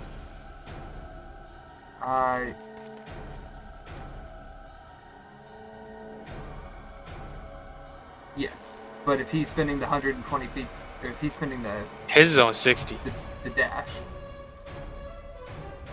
You only get 60 feet to dash. You don't. 30 got me like here. This is as far as he can get with I 60. guess I'm not as far up as I'm supposed to be at 2 back. Okay. He can't quite see it. We'll let him put his hex on it anyway, because he's not. If he was here, I would let him, but he's not. His hex fades. Okay. I apologize. Well, I can't mark it off on his sheet, so I'll have to let him remember, or help him remember. I can do that here in a second. I'll mark it here in a second while y'all are taking your turns. Top of the round! I made Randy do it last time. Drix, odd or even? I'm gonna go odd too. Roll it, chat, you coward. Sorry. Challenge. I mean, I can roll everything where y'all can see it, but then I ain't changing shit. Y'all get crit No, 3 times in a row, y'all get crit 3 times in a row. No, give us... No, I want your mercy. No, let them Hey, be wrong. I can definitely see it both ways, like how players would like it both ways. And as a DM, I respect the right to choose when you want to do a public roll, you know, because sometimes it does add that extra tension. Like, I'm going to let everybody see what happens. Let the dice fall where they may. That, for the most part, that is my default. I will, whatever the dice say happens. But there are, like, if y'all are all rolling like 5 and lower, and then the enemies are all critting, I might be like, nah, that's not a crit, or you know, etc., etc. In situations like that, I will sometimes fuck with shit, but usually only then. Just pull a Joey. It's like yeah, he counterspelled that, and also legendary action, power word kill on Z. Good luck. I can't. People don't get saving throws. I killed an NPC once as the party was running away with a power word kill or a disintegrate or something, and the druid in the party was very bad. Deathies, very bad. All right, there. Based on that roll, yeah, he was kind of too memey for my taste. You guys hear this hooked horror in a fair amount of distress. You do hear the sounds of exertions from Thora and Marcus Demos. You could actually see these two more than just holding their own. They seem to definitely be pressing this thing. Them two themselves seem to be giving it a solid run for its money. It is not happy to be in the situation it is. Do they look injured at all, or? They look like they've taken a hit or two. They don't look anywhere near bloody. Okay. Yeah, they don't look anywhere near bloody. So are we gonna fast forward through the rounds of everybody dashing to get over here? We'll see. You guys are now within range to do something. At least you are. So Zephyr, would you like to do anything besides dash to that direction? Do you have any spells that can get you there or anything like that? Oh, let me see it. So, I didn't think about movement, but I think I got something. Y'all fucked that thing up. I think I can do more than I was blast. like, man, this week-long rest stuff is scary. I hope I don't fuck them up, but then y'all just destroyed that. So. That was actually a flawless victory, first one I've ever seen. Yeah, they'll say no hits. It's okay. Thought I had so many fun. Gotta get I have a confident. starlight step. Starlight step. Love it. As a faction, I can magically teleport up to 30 feet to an unoccupied space I can see. How often do you get that? I can use it twice per long rest.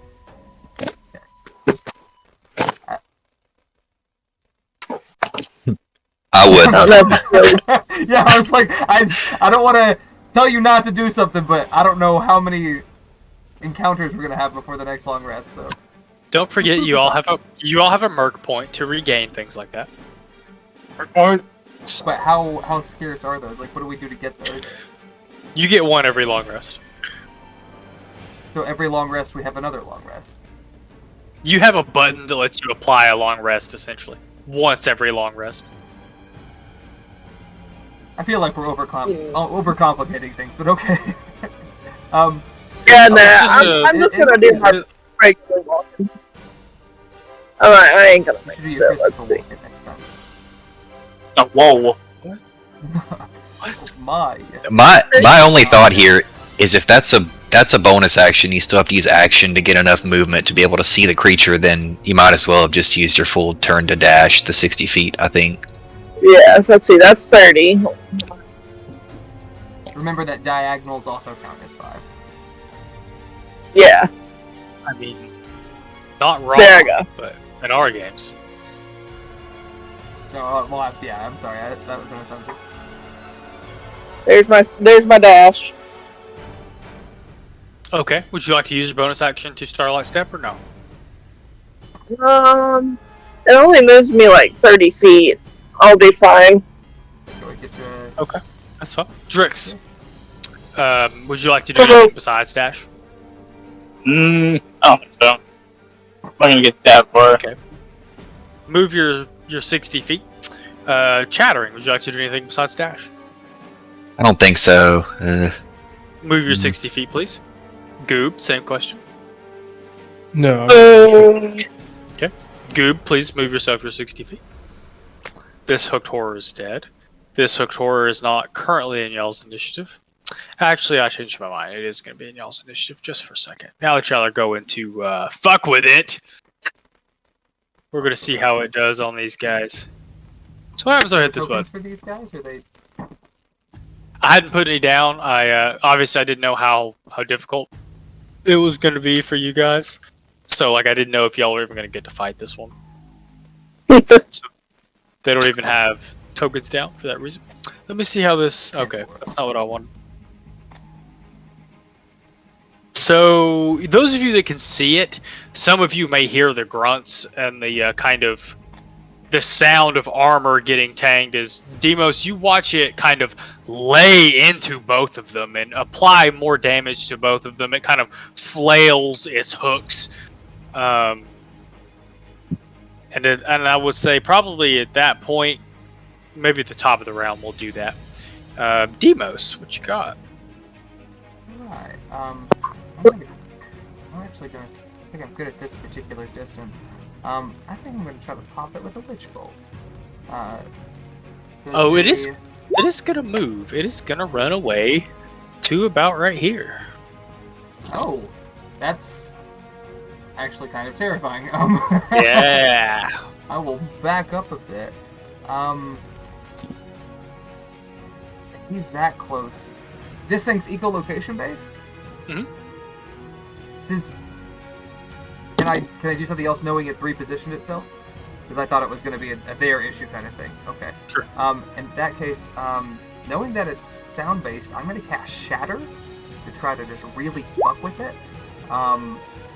So a sudden loud ringing noise, painfully intense, erupts from a point which I see within range. 10-foot radius, con saving throw. Since it's ran away from them, I assume that I can hit him without hitting anyone else, yeah? You kind of place it between you and it. Like, you see it running away from them and just throw your shatter out to keep it from continuing to charge your direction. Yeah, it sees me as it's charging over, and I'm like, no, you don't. You don't see anything. And it does. Really You watch it, like, as soon as you all hear this, it sounds like a thunderclap in the middle of this cavern. Some flakes fall from the ceiling. It thrashes immediately. Kind of like a horse when they rear up, kind of rears back screaming. It failed Since its it's con save. sound-based, can I argue a disadvantage on con? Afraid not. Afraid not? Afraid not. What did it roll for save? It didn't roll great. Did it pass the 15? It failed. Okay. It takes the 15 points of thunder damage then. No, you do the damage. You guys watch it kind of almost spin in a circle like a dog as the shatter, for lack of a better term, is like a flashbang for these creatures. Spins itself in a circle, very uncertain about which direction that sound came from.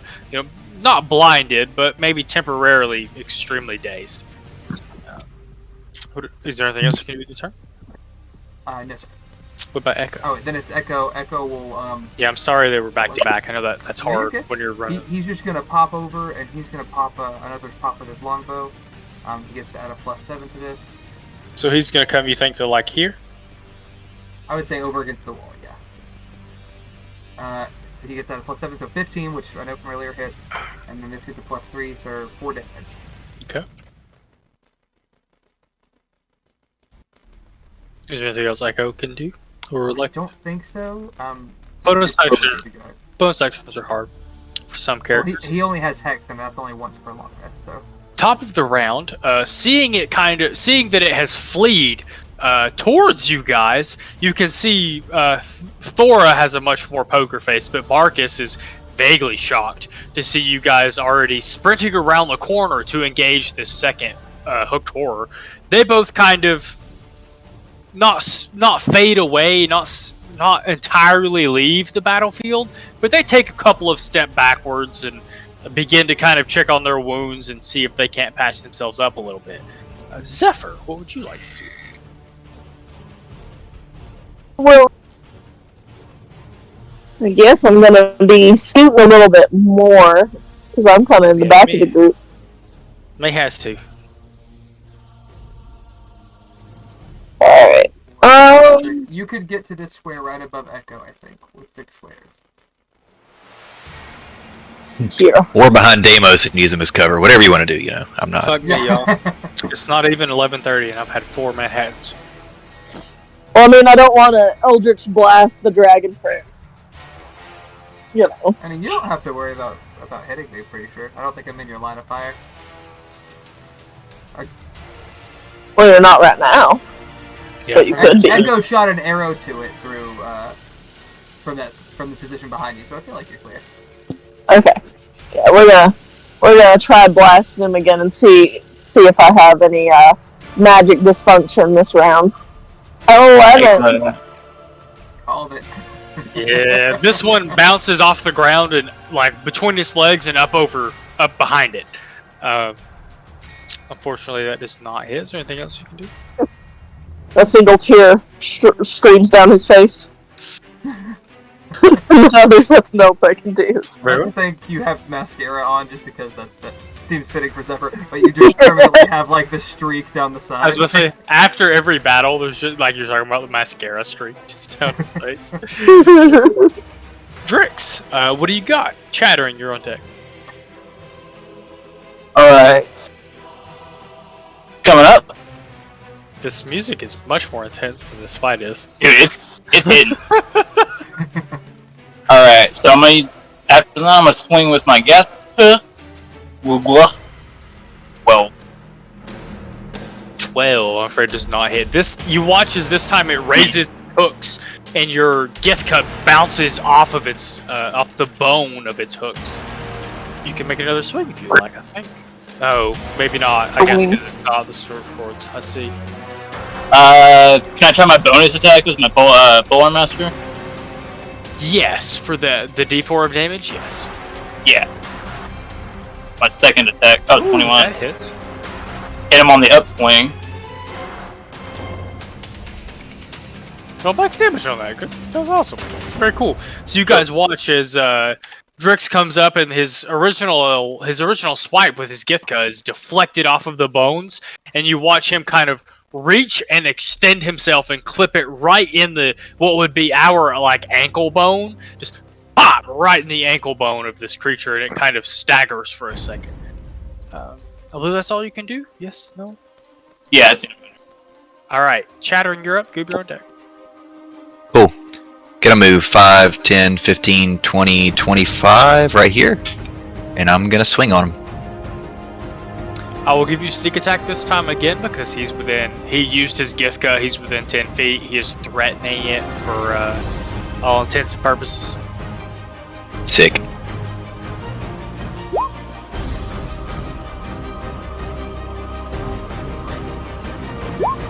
$16 damage, alright. And then I still have 5 feet of movement, so I'm gonna use my fancy footwork to pop back, stand beside my boy Drix. Okay. I imagine the way I do it, sort of like I run up with the katana, drag it behind me, and just sort of like sling an uppercut, and then pop back beside my friend. I love how well the Githaka and your swashbuckler work together. Like, Yeah, to it's just me, I picking up. imagine this looks like some Thrycreen hunting tactic that's like, y'all are in sync and fucking, just in the right spaces. I'm also enjoying Oh, the synergy for the Buggo boys. It definitely... Yeah, I would say at this point you guys are beginning to become suspicious. This is not the first time they've worked together. Even your fucking tokens are back to back. Look at that fucking bullshit. yes. I'm ready. Ridiculous. I love it. Novels upon novels will be written for the Buggo boys. Is there anything else you can do, Chatter? No, I think that's it. Sorry. Does it matter if I call you Chattering or Randy? It's whatever you're gonna remember, man. It's Whatever's just, easier when I'm for you. looking at your character sheet, it still says insect like chattering, so that's what I call it Oh, for that's- all of my prep. Okay. Goob, you're up. Demos, you're on deck. Okay, I'm gonna move up here so I can at least see a little better. And I'm going to cast Moonbeam. Oh, great. Yeah, and it's a cantrip for me. Whoa. What? That's sick. Yeah, it is pretty sick. Okay. Yeah, so you just have to beat Play a game. is it con save, I think? It's a great game. Yeah, Play con it. save. That like Con stops save. lasers and so much shit. There's so much utility in that. That's pretty cool. Yeah, It is a really that cool makes spell. I can't tell you how angry I am that I never cast it on fucking Donovan. I am furious. Like, the whole campaign could have been different if I had just been like, fuck it, I cast Moonbeam on Donovan. He fails the gonna roll. con save. Fails it. Okay. Okay, 7. How do you hold a moonbeam then? I need to watch that. It's playing at the high school right now, actually. Yeah, my little brother's in the orchestra for it. Really? You should go see it, dude. He plays bass. I He wanna plays go see bass my, clarinet. Good for him. Like, this is supposed to be difficult. It takes its 7 radiant damage. It does not change form. It is not. It is a thing. It is what it is. I'm fucking tripping with that dude. But you do 7 damage to it. It stays there, right? Like, it has to make that save every turn when it starts its turn. Let's see. I peed at break and I already have to pee again. God damn you, alcohol. On each one of your turns after you cast the spell, you can use an action to move the beam up to 60 feet. Okay, that's not relevant. Action or bonus action to move it? An action. No, it doesn't say anything about. I'm pretty sure it stays there. There should be something in there. We'll move on, but there should be something in there. I'll reread it and see. Yeah, there should be something in there about when it pops. I think it pops either at the start, like if you start your turn in it, or maybe it's the start of your turn. Should be something in there about when it pops it, if it's still in that area. You can, when you click on the spell name, Yeah, you can click on display in VTT just so make it easier for you. Oh, okay. Yeah, to put it where we can all read it. It is now its turn. Interesting. You can ignore that. Yeah, that's the roll. Display in VTT is a slightly different button that does a slightly different thing. Now that it's finally its turn, it has a 10 feet range, so it doesn't have to move. Thank you. When it enters the area for the first time on a turn or starts its turn there, it just started its turn. It has to take another 7 damage. That's what you did last time, right? So it takes another 7 damage. Just with the con save again.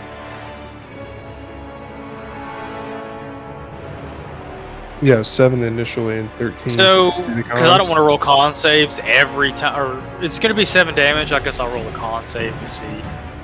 Probably should. But it's going to be it failed again. It takes a damage when you pop it, and it takes another 7 damage starting its turn from the moonbeam.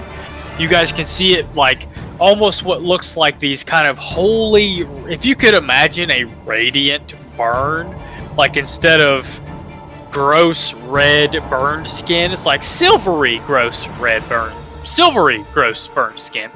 Kind of spreads across its back. It does not have to move. It will take both of its 2 attacks, one on Drix, one on Randy. This is the one for Drix. Does a 13 hit Drix? It does not. Does a 23 hits Randy, I'm assuming. Oh, it hits Randy. Randy, you take 7 piercing damage as this thing lashes out with its bone claws, and just like you feel it reach behind your neck and kind of pierce you in one of the traps before it retracts its hand, realizing that it can't skewer you. You take. Hold on, I want to do something in response to that. What would you like to do? With my Star Warrior, I have a telekinetic field. And I'm gonna try to absorb some of that damage that happened to Randy. Okay. Can you both post that in chat and do whatever normal rolls is supposed to do? Hold on. That's kind of cool. Do you absorb 6 damage? I roll a d6. Oh, rolled a Yeah, 6. it absorbs Nice. 6. It absorbs 6. Oh, you rolled a Yeah. 5. It should be Yeah. But Oh, yeah, whatever. I see there's several. Protective field. Takes damage. Use your reaction it's all to the same. expend 1. Roll the dice taken. So you do reduce. So you only take 1 damage, Randy, as Drix literally creates. So here's this is kind of fun for those of you that may not know. Psionics and magic are not the same thing. Psionics are, think of like the way a monk or the way like a Zen monk. It's a mental thing. Magic is magic. It is a force outside of you that you can manipulate and control. Psionics come from within you, from your peace of mind, from your Zen state, from your kind of the will you project upon the world. Think of magic as being an external source of magic. Psionics are a mental thing. The power of your mental capacity, so to speak. So Drix creates a psionic shield around Randy that blocks a very large chunk of the damage. Y'all are being the Buggo boys. I'm all about it. I hope this continues for the next fucking 30 to 100 episodes. That was pretty cool. I'm about it. Camera cuts to Davos, and I'm just taking notes. Like, this is fascinating. And hands on this plot interesting. No, I definitely agree. This is very much, from an outsider's perspective, very much looks like what Thrycreen probably, the way they fight on their home planet together. And I acknowledge it in our own special way, but not in such a way to make me seem surprised or like overly grateful. It's like this is normal for us. So I just sort of like I just like to think it's like or it's like one of these, like a. I give him like a small knowing nod and like a sort of like a slight flourish of my sword, and then we carry on. A little flag. Very cool. Demo's turn? Demo's turn. Echo on deck. Demo's gonna pop over here. He's gonna throw. His arm begins to glow a little bit with this static energy, and as he swirls his wrist, this little tendril of lightning pops up. And I'm gonna cast Lightning Lure on this motherfucker. He has to make a strength save. However, I'm gonna use my portent to make his save 4. So 4 plus whatever his strength is, I do not think is going to beat a 13. I am gonna be merciful. You hexed him for strength saves. Or We did not Echo. hex this one, remember? He Oh, hexed the other you're one. right. Well, yeah, and his hex faded. Okay. That's why I did that particular thing. Because You made it a both me 4. and Echo have that spell. So that's an 8 total, so he fails. So he takes. Is he's there 10 any- feet toward me? Is there any size And- limitation on that spell? Creature of your choice you can see within 15 feet. The target must succeed on a strength saving throw or be pulled 10 feet in a straight line towards you. Cool. It doesn't say anything about size. 5'10". You knock over the Buggo boys. Maybe not knock over, but you guys are shuffled backwards as Demos pulls this thing to you guys. My bad. I meant to be in line with him and not out of line with him. I'm sorry. Did not mean to run him in. Just bring him like directly to. Can I retcon that or not? So, but he was here. So even if you move him, this is only 5 feet. 10 feet would be yeah. But if you move him 10 feet, he would still have to come up to here. That was 15 feet. That's 10 feet. This is 10 feet. This is where he was. That's where he was. He moves two squares, which is He only moved 1 square forward. He takes up 2 squares at a time. I'm pulling him 10 feet toward me. It doesn't matter how big he is. It would be 2 squares. Yeah. Yeah. 10 feet in a straight line. The problem is the 10 feet space. Like I don't know if there's the room, right? Because where he was, you only have 5 feet of. This is where he And is. he would There's just only be pulled the 5 5 toward. He would just be pulled that. I So- guess since it says towards you, I tend to agree. I see what you're saying now. He would stop there, since you are right here. 5 feet. I do get to pop point the damage on that for 3 lightning damage. And in the future, Ben, you have Polearm Master. Did you say that a second ago? He does have Polearm Yes, I do. Master. Now that I know that, I can, when I do that in the future, if you're not already in range with him, I can pull him into your range and you get another free pop No, as a reaction. that may not. Opportunity attack. I'll look at it, but that may not be true.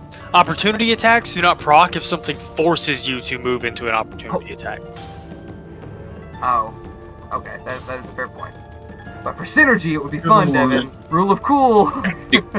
I will look at the rules and see what I think. All right, for Echo, he's gonna pop him again No, with another. Oh, I need a note. It's gonna go up here. Sorry? Achievements go down here, but this is a note.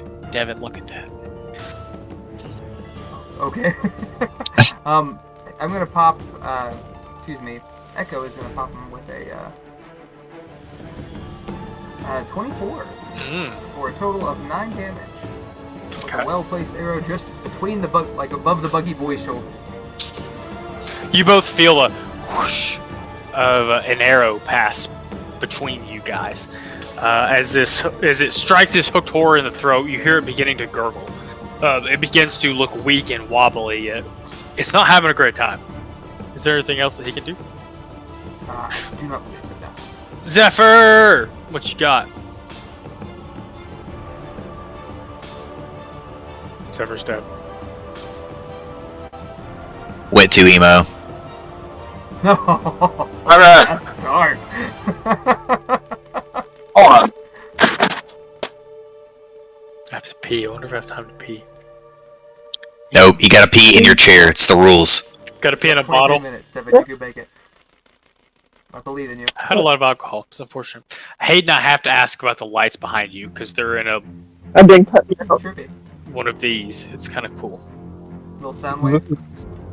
No, I don't really know what the original idea behind that was, but this was actually my wife's old stream setup. Yeah. So that's why I put the microphone and the lights behind it, and It's really I've cool. actually, we've got another one over here. That's why you can kind of see some over here as well. Let's see. I also have, you can't see them, but I have 2 like pieces of neon that sit over here to the right. When I'm at work, my laptop, you can see them. It's kind of neat. I like small ones like that. I gotta say, Hayden, I don't know you well enough to say this. I was about to, like, but you said this is for my wife's streaming setup, and I was just like, oh yeah, I thought I've seen that on OnlyFans before.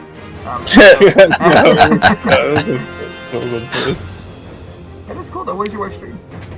She doesn't anymore, but she used to play a lot of Stardew.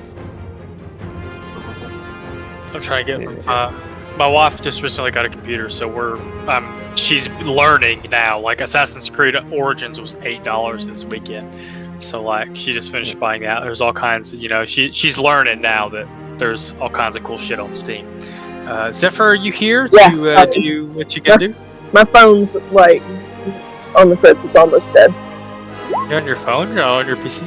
No, I don't have a headset for my PC. I can mail you one. I was about to say I will buy you one. Multi-$100 PC. I'm like, I've got this nice ass gamer PC, and I don't have speakers for it. We're gonna be in BAM in a few days, so. Yeah, I legitimately have like an old HyperX wired headset that's pretty nice. You could probably have if you wanted it. Yeah, I mean, I'll Eat up out of Milo's. yeah. I may be coming down there sometime to visit him and another of our friends. So maybe I'll pick it up, and bring it. 19. Okay. How do you want to do this, Zephyr? Oh, am I finally hitting the mark? You finally blasted! Yeah! Been talking a big game this whole fight, and first shot she's landed. He's landed. So I feel like, feeling kind of cocky and confident, Zephyr's gonna kind of bounce the blast between his hands, like manipulating it, and then like wind it up real hard and Like, zap. pass it to the leg. Zap. Like, Yeah, like a little trick shot. And then it's like he actually visibly like smiles afterwards. He's like, yeah.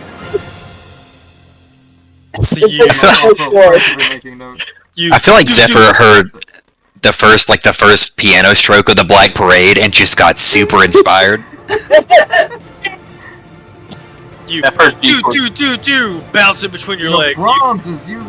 You jump up and like behind your back, sling the. Or I like to think before this, you wipe away the single tear streak.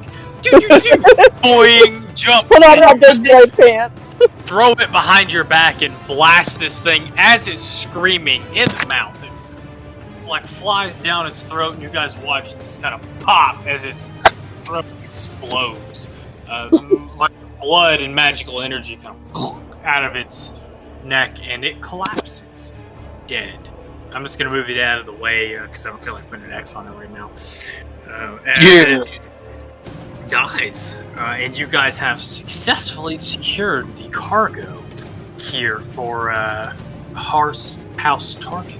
You see Marcus and Thora both mildly impressed as it collapses to the ground, kind of smoking from the neck a little bit. I really have to pee. If y'all give me 2 seconds, I will come back and you guys can gloat to them or whatever it is you plan to do. Take this time to take just a brief second to decide, you know, what you want to do from here. They're going to tell you something you guys don't know, but you guys need to kind of decide, are you going back to Sly tonight? Devin, go pee. We'll talk. Yeah. You want to go back to Sly tonight? You wait till next session. Oh, I was like, you better mute yourself, man. You don't need any kind of Oscars or stream setup faux pas. Just like hear the tinkling in the background. We had a friend who was notorious for that. We'd be on headset on Smite, and you could just hear it, and you're like, bro. Oh my god! You're an ass. Jared, of course, you two know. Yep. Lord. Done. Go to the bath. Yeah. Well, that was quite impressive, boys. I think we did rather well for ourselves. I think Randy's kind of mad. He's the only one that took any damage the whole fight. He's kind of disappointed himself. One whole damage. One whole damage. Oh, that's right. Like the Japanese, like super strict, like dishonorable. I have been wounded in front of my allies. They must see me as weak. You get A? No A plus? Yeah. he pulls the, I can't remember what it's called, the smaller katana out. You know, he's getting ready. The seppuku. Lord. Well, I was rather impressive seeing you two boys weave together like that. It looks like y'all two have been in quite a few spats here. We've Are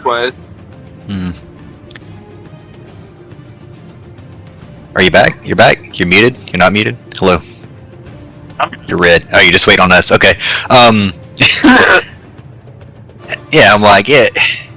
Well, you know how it goes. We're of the same kin. There's some synergy there, you know? We generally know how the other one's gonna move, what we're thinking. Alright. Something came to a hive mind. Fascinating. I just began like scribbling again in my book. Oh, that's actually funny. Actual mind parasite withstanding. Fucking shit, says Marcus. I didn't think you all would kill both of them. He does reward you both, all of you. 300 gold pieces total since you killed both. Oh. Yeah. And we're keeping track of that on our sheets right now, correct? Yeah, There's 6 of us and a 50 apiece. No, 300 gold each. Oh yeah. Oh. Yeah, we got. Because you said we got 150 150 you said per month. 150 per kill earlier, but if it's 300 each, if it was 150 each per kill, I may have misheard. I think I intended 150 each per kill. Okay, 300 gold each, fantastic. No, I told you, I'll go drown in gold. We were poor yesterday, and now I know, Because right? Spelljammers are like 20 to 50,000 gold each, so I want y'all to have lots of gold to buy items and to buy Spelljammers and. we're gonna steal a Spelljammer, so we'll have more. We'll see. If y'all have too much gold, I'll dial it back. But right now, we're going in the direction of can't have too much gold. You all are rewarded your gold, and you guys watch as Thora begins to not wander around very purposely, pace around and check each box to make sure that the cargo is still intact. You guys can see that none of the boxes seem to be damaged. Obviously, while the hooked horrors were down here. They did not seem particularly interested in any of the crates, so none of them seem particularly damaged. And you guys, I would say it's not difficult to tell, just kind of following her, not following her per se, but being from where you're at, being able to see her do that. You guys can see that the crates are filled with what appear to be a gray. The word is very difficult for me. So, opalescent probably isn't. Sure, a gray kind of opalescent dust. Very much seems to be a dust made from gemstones. I would say it wouldn't take very long for any of you to kind of put together. This seems to be dragon dust. You guys have heard before. Those of you, most of you are aware that dragon dust is the remnants of whenever a dragon shard is used for something or cut into a shape, there is dust that is left over. This residual dust is collected into dragon dust, and it serves as gasoline, fuel, however you want to think of it, for quite a few of the magical components of things in Eberron. The dust must flow. The dust must flow, indeed. So, Echo, being much more task-oriented than any of us, as he demonstrated last session, he, being at the back of the group, he's going to try to peel off, go south, and try to check out some of those other crates, see if he can find anything on where they're being shipped. If there's any type of shipping address or any markings of another house, anything like that. Is he hiding this from Thora and Marcus? Well, since they're up here on the front part, where we just killed that other one... You will get advantage on the stealth check. Yes. Yeah, he's trying to do this unbeknownst to them. Okay. And the DC is a little lower because of the reasons you just mentioned. 17. Okay. He feels fairly confident no one can see him. Make an investigation check. You're looking for a specific thing.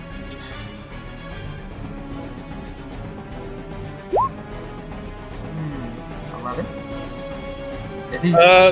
Does his Echo, does he get advantage if there's two of them?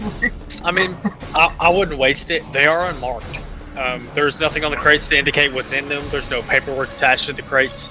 And Echo, having an espionage background, understands that organizations like this wouldn't be marking their crates in any way anyway, because it's too incriminating. So Echo expects what he expects to find, an unmarked crate full of dust.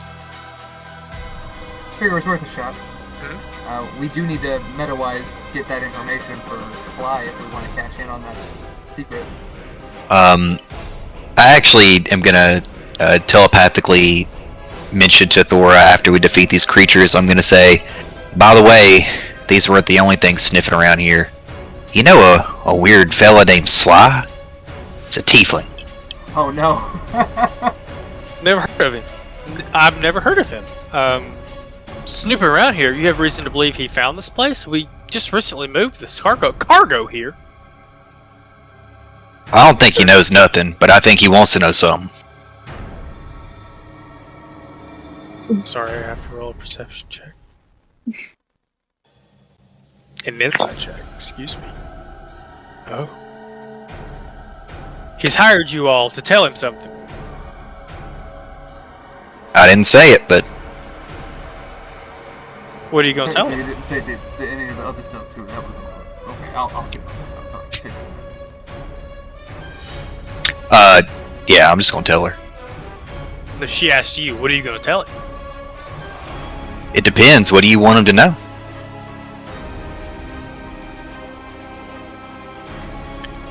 I'll lean in for a second, and I'm gonna think to myself, and I'm gonna say, Thora, let me ask you a question. This don't look like anything I've seen before. Anything you guys have moved or done. You mind telling me what you're up to? She responds mentally for this first sentence. Do you want your compatriots to know?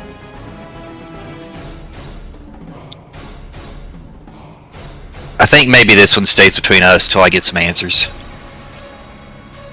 She continues to think. So to you guys just kind of see for maybe a 10, 15, maybe 30 seconds, them just staring at each other. Very tense for a minute of them two just kind of eyeballing each other. No, eye contact the whole time.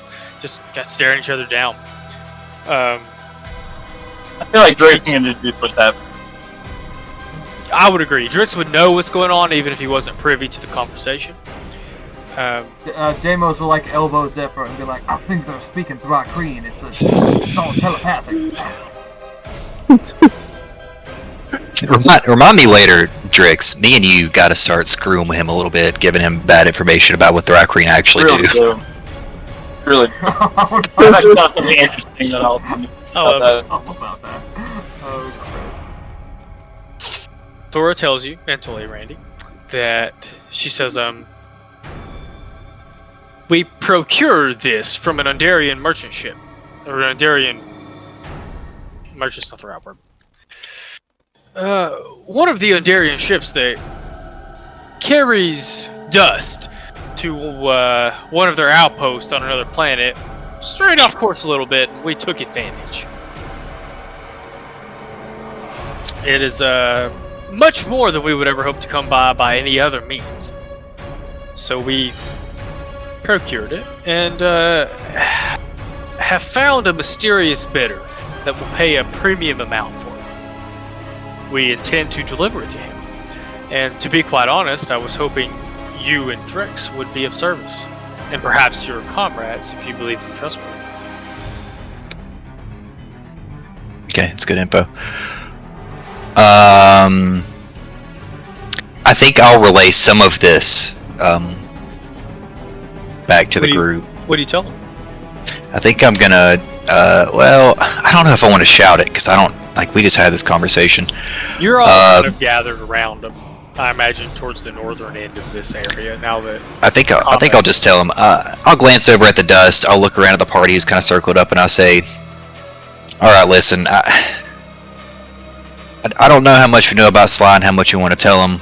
What I'll say is this. They're planning on moving this, and I think that they want our assistance to make sure that it gets delivered safely.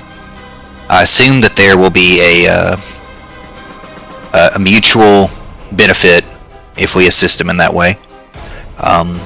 Only thing is, I don't think we could tell Sly what we know about this. So, do we think the gold he's going to give us is worth severing this relationship as a group?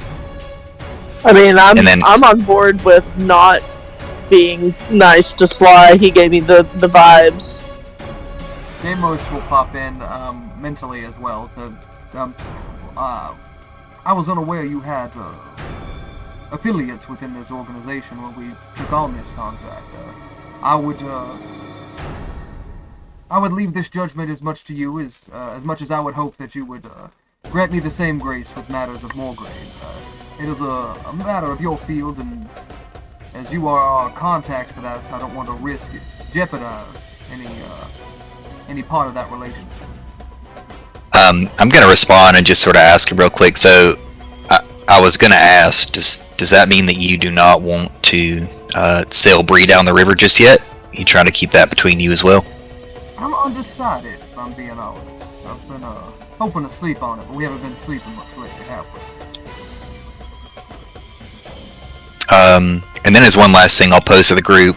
Now listen, I think everybody's got sort of a dog in the fight, right? Do we feel like we need to give Sly something? I don't want to necessarily drop him from the hook, but I'm not willing to... have connections to House Canada. That would make us hesitant to follow through with that. I don't... Tarkanan, House Cannon, and Morgrave were the three leads that we more or less had.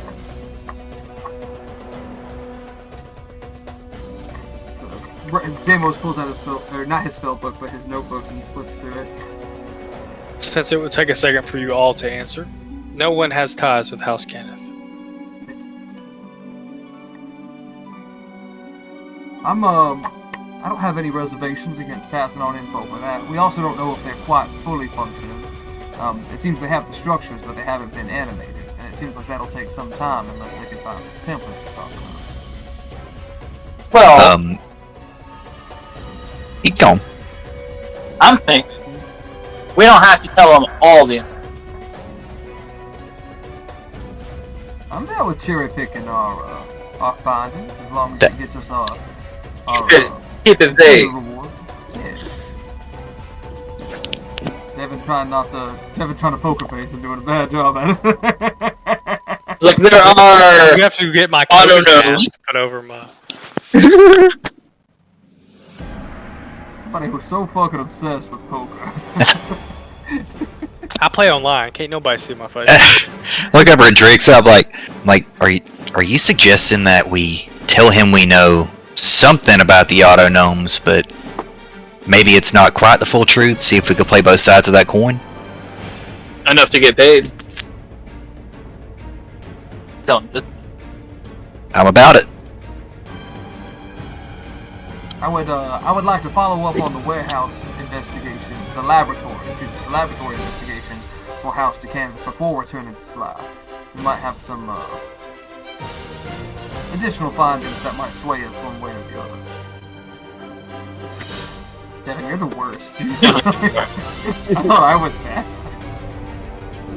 You gotta start turning your camera off. I'm down with that.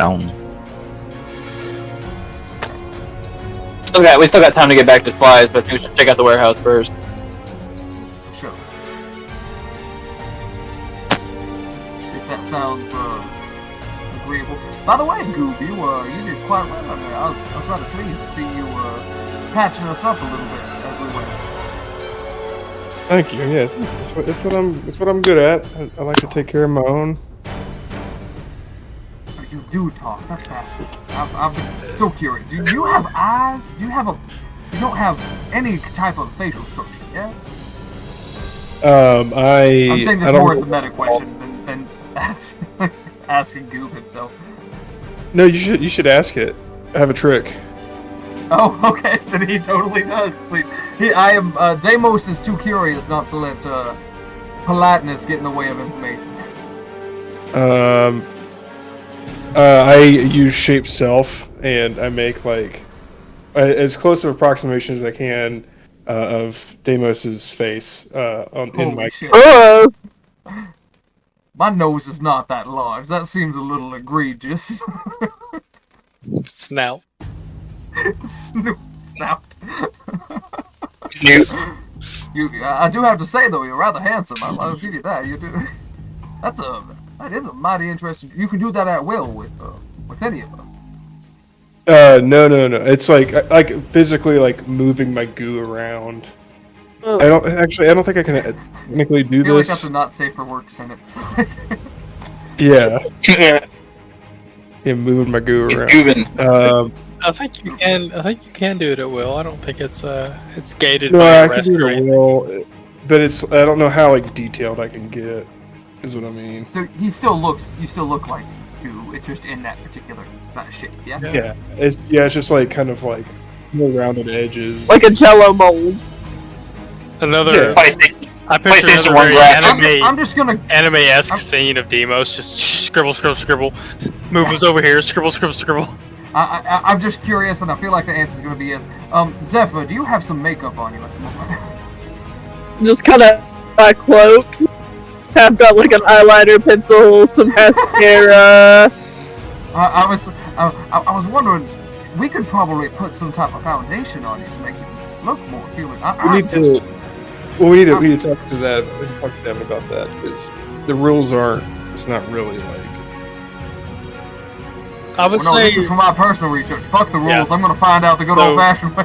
I would say you definitely have a lot of control over the minute details. You can probably mimic every aspect of a face, but that doesn't change like that you're made of goo. Putting Matt for foundation, for an example, over top of him would not change the structure of his face. He would still look like he's made of goo. You might could give the illusion sort of that he looks like a dragonborn, but The dragon. foundation would apply tone. I'm not saying it as a dragonborn, but if you were to make a human face, for example, like an astral elf face like Zephyr, and take Zephyr's foundation to but apply he's- that color, would it? He's gonna look like he has a face made of foundation.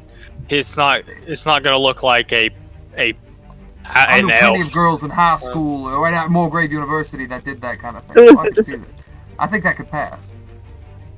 Yeah, you can't change like the physical structure, so it's still gonna look like goo with makeup on top of it. that kind of thing. But I would say you definitely have enough control over your own body to be able to mimic even very small details. You couldn't grow hair per se, but you can make eyebrow ridges, you can make cheekbone ridges and things like that. Maybe even make beards and such. They wouldn't have individual hairs, but you could make beard. a beard, stuff like that. That gif is too much. Oh, is there a gift I missed? Oh no. Oh no. Also, hold on, because you explained to me how they make sound, right? Do you think that a plasmoid could mimic someone else's voice? Because they just like change the tubes inside their bodies to make sound to speak. Yeah. Yeah. I don't. Yeah. I have. Yeah. Common was a given, and then I got 2 languages for something else I don't remember. I'm just thinking, like, for espionage purposes, if we put you, like, you know, in a mask with some gloves and you could imitate the sounds of another creature, you could be whoever you want. Well, I don't know if Devin remembers this, but in my in-depth character sheet, I wrote, like, for colloquialisms, I wrote various fart noises. Due to the unique way plasmoids speak, they often make little farts as expressions instead of things like exhaling out of frustration, chuckling, or becoming attentive. I love it. I think it's hilarious. It makes so much sense to me. I thought it was hilarious. I will not survive this campaign. Well, I thought it'd be like more like, yeah, it's a voice, but it's like kind of loopy a little bit. Loopy. Yeah, there's more like. We've circled back to SpongeBob. Yeah, I was gonna say you. Yeah. Sure. Thank you. Like you were saying, you. Before we leave here, I think I just want to mention, I want to describe Sly to Thora, and I want to say, I know you're pretty good at finding people and figuring stuff out. You think you can look into this fella? I can do my best. I'm not familiar, and if he has powerful connections, he may be beyond our scope to reach. Are you all willing to escort our cargo to the Rock? And I will say that all of the off-worlders, you know that the Rock is the Rock of Brawl. It is a very large asteroid with a city founded on it. Relatively new. Probably you could not consider it a city until probably the last 20 or 30 years or so. But all of you off-worlders would be at least vaguely aware of what the Rock of Brawl is, and that it is mostly called the Rock. And then variable. Would you provide transportation? A freighter of some kind. Oh no! Yes, you would be paid to escort the cargo there. There is rumor there are quicker ways to get there, but you all would be paid specifically to ride with the cargo on Marcus's ship, see the handoff of the cargo, and then return by whatever means you deem necessary. Can you?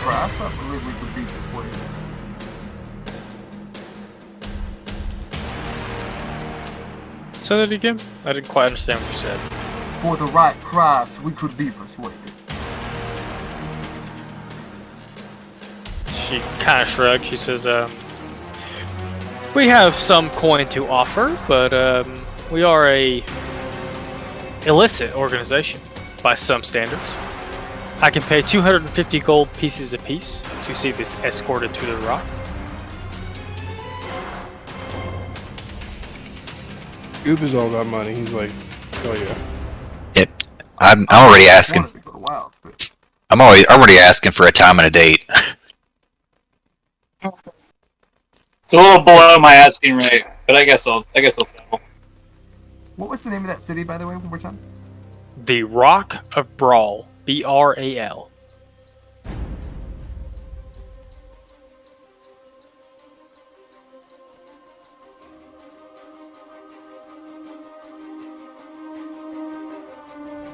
She tells Randy when he asks for a date, she says, We leave as soon as we can finish loading this cargo up.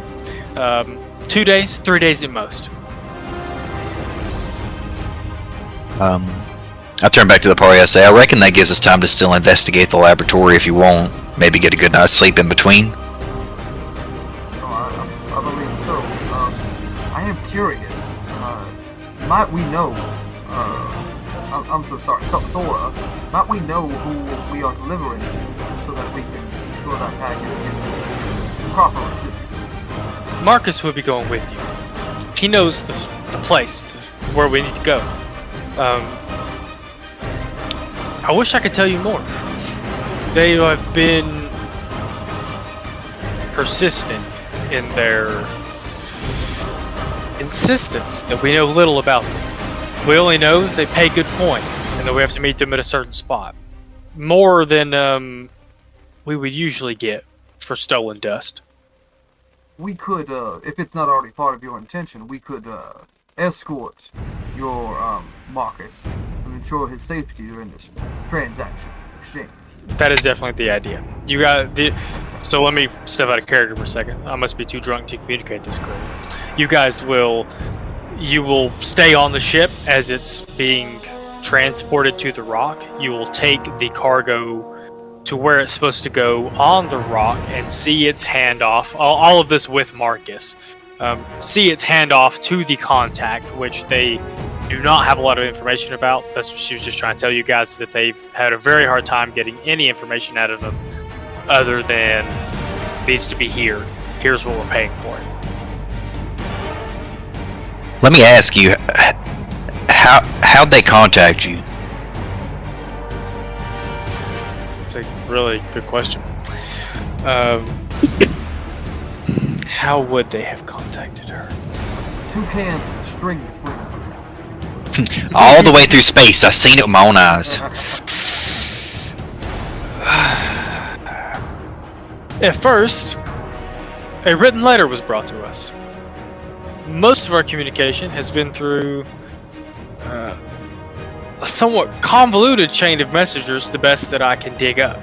We've attempted to follow and tail the people that bring us these letters, but they seem to report back to multiple people.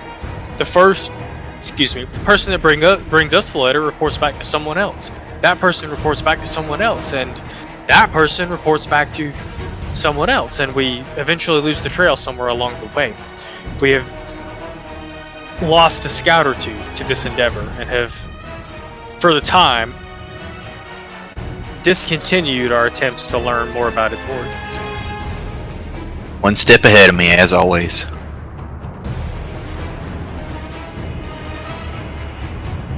Meta-wise, and via message perhaps, Deimos would say, we could express to Sly that it's headed for space.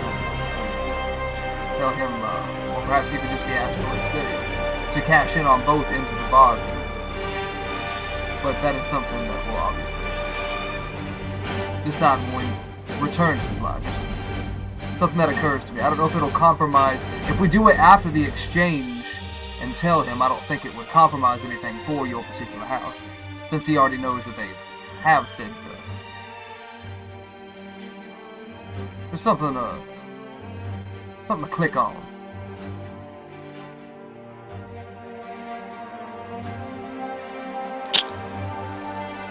So it is midnight, so I am going to pull up the meta flag for a second.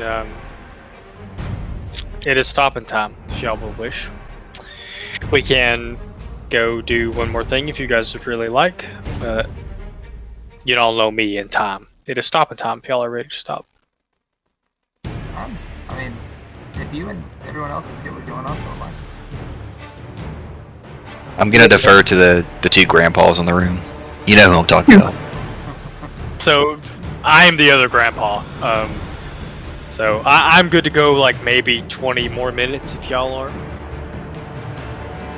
We can go at 12:30. Okay. Alright. I saw nods.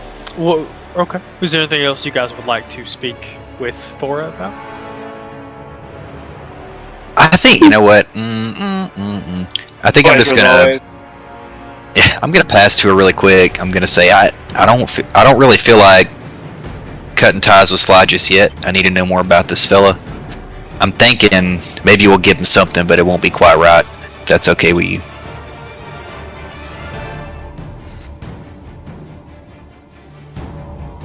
Obviously, you are free to tell him whatever you please. Should you tell him things that compromise our transaction, we will have some words, you and I. Oh, I think you know me a bit better than that, Thor. I would hope so. Randy. It is a pleasure to see you again, you and Drix. It's been some time since I've seen you both. I'm happy to see neither one of you are dead. I feel like it's trying.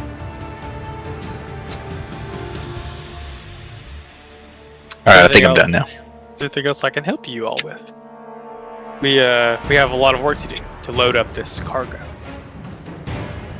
Onto the Crimson Clamp, you see Marcus roll his eyes. Crimson Clamp? Is that the name of the ship? The Crimson Clamp. Give him the clamps! You'll see. The clamp! That's exactly what I was thinking. Crimson Clamp. I think he's even already rusty orange color. Crimson Clamp. Alberto? Yeah, he is. I love that you know the fucking... Oh, he knew. Yeah, Devin... Well, Francis is not. Alberto is rusty red. Francis is like bronze colored. We get him, boys. I am terrified this whole campaign is going to devolve into Futurama D&D, but that's okay. It'll be okay. Yeah. Cracking up over the... Please, Donbot, open up your hard drive and look into your mercy file. File not found. One of the funniest fucking bits. Oh, great. We watched the episode where Fry became a cop today. It never ceases to kill me. Anyway, where would you guys like to go next? If there's not anything you would like to speak with Thora more about, you guys know you need to. She does tell you to come to the. Oh.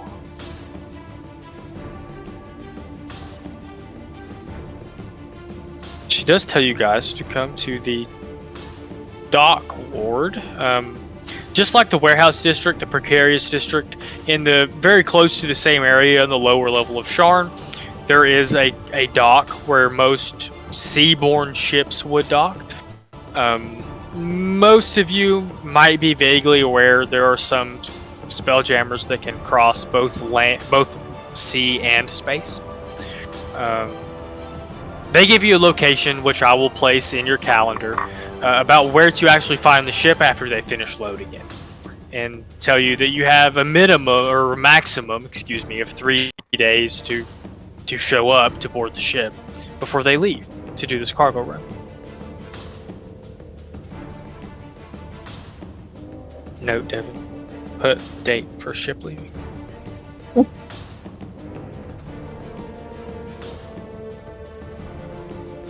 Alright. Well, you guys, if no one is opposed, make your way back up to the regular parts of Sharn. Somewhere in middle Sharn. Maybe perhaps, I would say at this time, with all the walking and searching and fighting, it's probably close to dark and you guys need to get some sleep. I would think maybe you guys all make your way back to the Weeping Willow, which is the inn that Chance is bartending. The Chance is the bartender. And you guys come in and no big deal. Chance sees you all, he waves you all in, and you are all allowed to come in and go up to your rooms, which have not been rented out since you left. I was going to say, did we pay for multiple nights last time? Or You- did we pay for the one night? You did not pay for multiple nights, but that gets taken care of. I'll mark that off while I'm watching this, over the week. Well, not this week, but Well, how much is it? So I'll cover this. it was round 6 of- silver, I think, last time, or something like that. Oh, It was not much, yeah. It's not a nice hotel or anything. But you guys do return to the Weeping Willow, and if there's not anything you guys would like to discuss, get a good night's sleep. Take a little nap, Would like that. Sounds like you guys get a good night's sleep. Get up the next morning and have a not luxurious by any means, but definitely a satisfying breakfast. You are given enough food to fill your bellies, and the day is yours to do with what you please, while Devin goes and moves the current date on his calendar. I say we hit up the laboratory as quick as we can, try to see what we can, and we have time. Maybe this afternoon we can decide what we're gonna sell to Sly or hold on to. Sounds good to me. Good plan. Hey, it's a good plan. Okay. Okay. It was, I just want to make sure I heard correctly. 3 days until the ship departs, correct? Yes, till the crimson clamp departs. It's like the crimson chin. Clamps. All I can think of is clap. Honestly, the first thing y'all would say is crimson clap. So I'm very glad that it's not.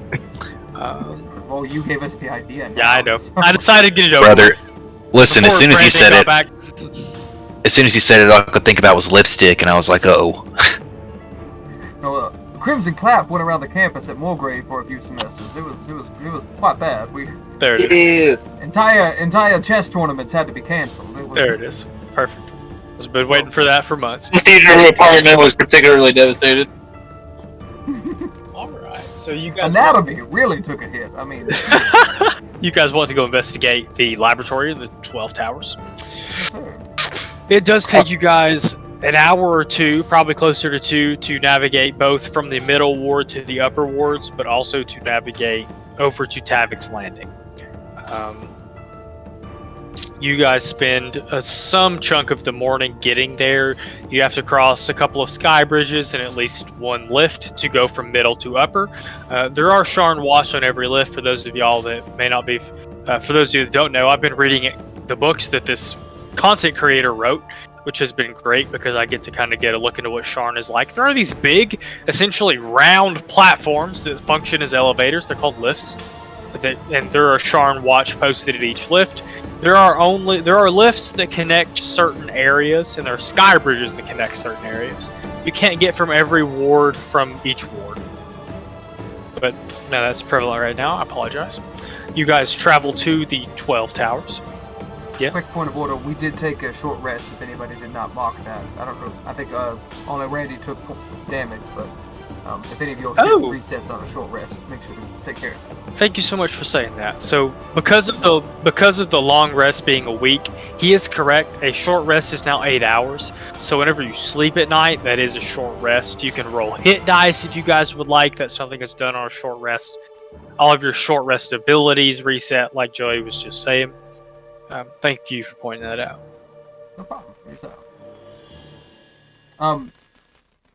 So I do not get new portent dies on short rest, but I do still have my nat 1 remaining. I used the 4, but I still have the 1 because I never used it the week before. And because of the way I've written the Merc point rules, you would get to re-roll those on when you use a Merc point. Yeah, for a long rest, which I'm gonna hold off on that. But. That's a good idea. You guys have couple of days before you can rest again. More than a couple of days before you can rest again. As a note, since we're going to investigate this place, and because we've slightly discussed it, and this is why I asked you the question, by the way, I think I actually want to change my appearance so I'm not like the normal like flat green that I appear as. Instead, I think I want to maintain more like shades of deep blue and gray as my outer appearance. How about it? Give me new art and I'll make a new token right fucking now. So you guys watch as Randy changes from his, what I can imagine, to a military, very swampy shades of green, to a deeper kind of almost navy to night shade of blue. You guys make your way to the 12 Tower districts. You don't have to spend a terrible amount of time looking for the laboratory since you were given directions. But it does take you, once you arrive in the district, maybe 15 or 20 minutes to find the laboratory you're looking for. You guys can tell from a distance immediately.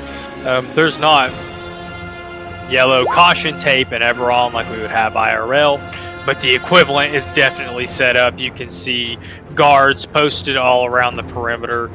There is definitely a lot of movement, people and guards and things of that nature moving around inside of the warehouse. It does seem to be highly trafficked at this time. How would you guys like to approach the warehouse? Does our structure have windows or any type of chimney system, roofing system? There are a couple of windows, no chimneys that you can see. This is, you would know, being Demos and being educated, that most of the climate control in buildings is handled magically. In that case, I'll turn to the group and say, I can have Cuckoo do a bit of reconnaissance if we want to try to sneak a peek. Who's Cuckoo? Oh, so Cuckoo is his familiar, Hayden. Oh, okay. Must have missed that. He may not have used it first session. It may have been second session. And then our audio's busted. So. I'm sorry, I heard Ben and Randy say something, but I couldn't quite catch it. One more time? I would still say go for it. I'm over. Oh, yeah. Alright.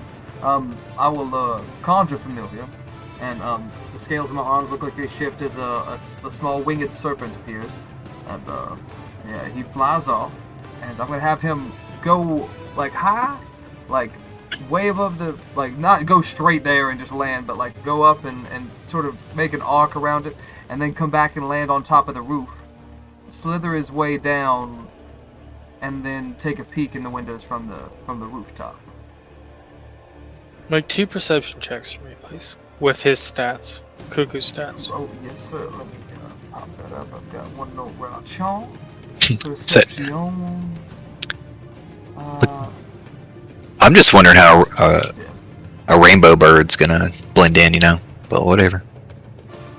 He's rather adorable. I can make him change his appearance every time, so I can make him look a little more discreet when necessary. That's a 20, actually. That's a natural 20. He doesn't get to add anything to it. Yeah, go ahead and roll a second one too, please. So for the nat 20 for the first one, when he's arcing around the building, you see from, I'm assuming you're looking through Cuckoo's eyes for this. Yeah. You can see that the building is crawling with Sharn watch. They all wear the same uniform.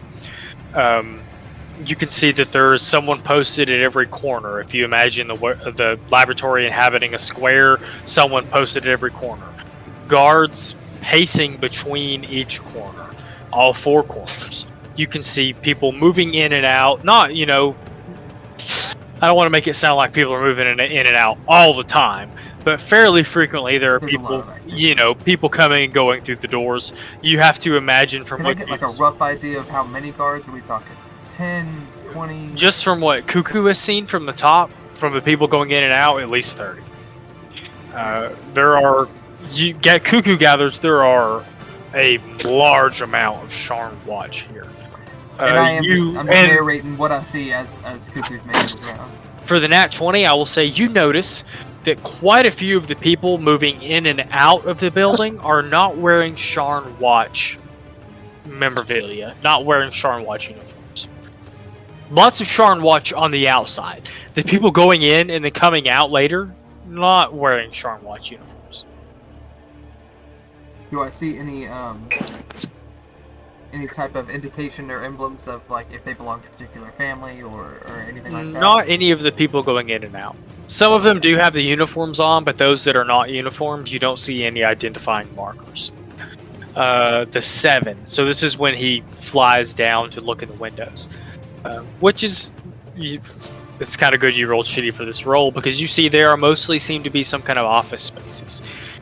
From what you can tell through Cuckoo's eyes, all of the rooms that have windows seem to be either break rooms, offices, or other individual. I think Jim and Pam are going to get together. It's looking quite good so far.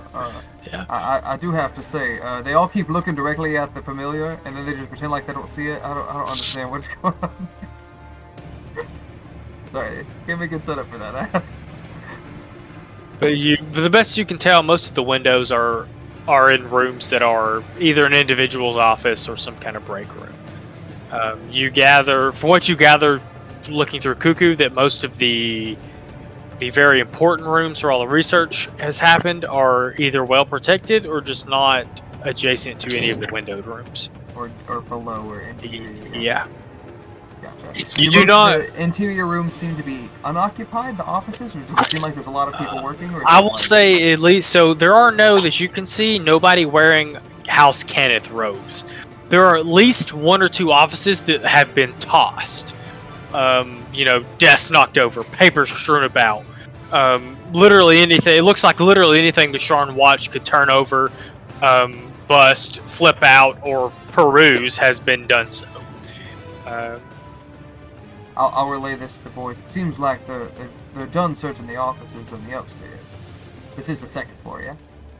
Yeah. Or there could be some offices on the bottom floor, but I imagine he's going to each window to look in them. Or you are.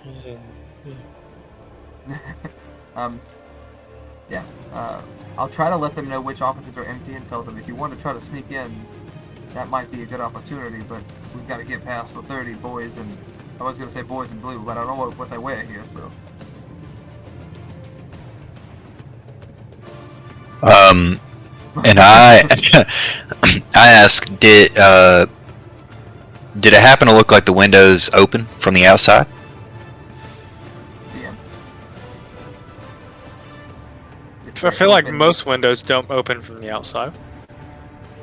I've never encountered any windows that open from the outside. I'm just thinking, windows slide up if they're unlocked, or they pull out if they're unlocked, If it was unlocked, I would think you could open it from the outside. Could I check to see if any of them were unlocked? What's Cuckoo's strength score? He can try. I'm not saying for him to unlock them, but try to see if there is one unlocked. Oh, I see. Roll investigation check. This is a specific thing you're looking for. This would be with my stats, though, yeah. With Cuckoo's stats, you're looking through Cuckoo's eyes. Well, I have his physical stats, but mine metallic, yeah? That's wild shape. Not that. As far as I'm aware, not the spell you're using. No, because I'm not using, polymorph. Let me pop it up.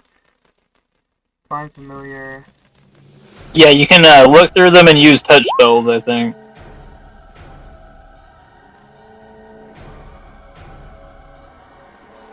While within 100 feet of you, you can telepathically, you can see through your familiar's eyes and hear what it hears to the start of your next turn, gaining the benefits of any special senses the familiar has. During this time, you are deaf and blind while with regard to your own senses.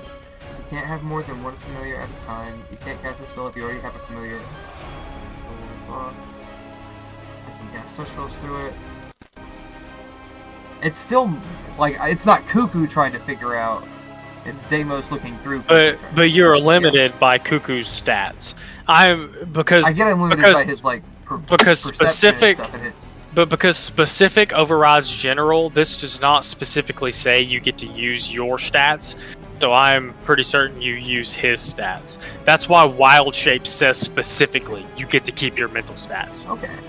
I'm curious about that, so I'll look into that later. But for the purposes of this, I will roll for what kind of roll did you ask for? Investigation. Investigation. His intelligence is a -5, so Jesus. 11, which is better than I was thinking it was gonna be. That's hilarious that you said it was -5. -5, yeah. His intelligence is 1. That's funny. He's a dumb puppy, but he's a cute puppy. It doesn't show me the roll itself. That's kind of funny. I guess it makes sense. It doesn't break it down. It doesn't break it down for me. If I hover over it, but I guess it wouldn't. There's nothing to break down. No, that's just the dice. Yeah. There's no formula with that. I would say that after checking a couple of windows, you can see that one of the upper level windows, the latch that would keep it from sliding up, is unlocked. Fantastic. I'll notify the boys and see if we can do some sneakery. I think I will say that that's where we're going to stop tonight. Since you guys seem to have a plan for how you're going to approach the next little bit of playtime, that will give me some time to Have some fun putting something together. If y'all are gonna sneak into this laboratory. I was not expecting this. Is great. I'm ready. We thought the 30 guards would deter us. No, we're not cowards. Yeah. We'll see. Thought the fucking hook tour would be a problem for us. Motherfucker, pop, pop, pop, pop.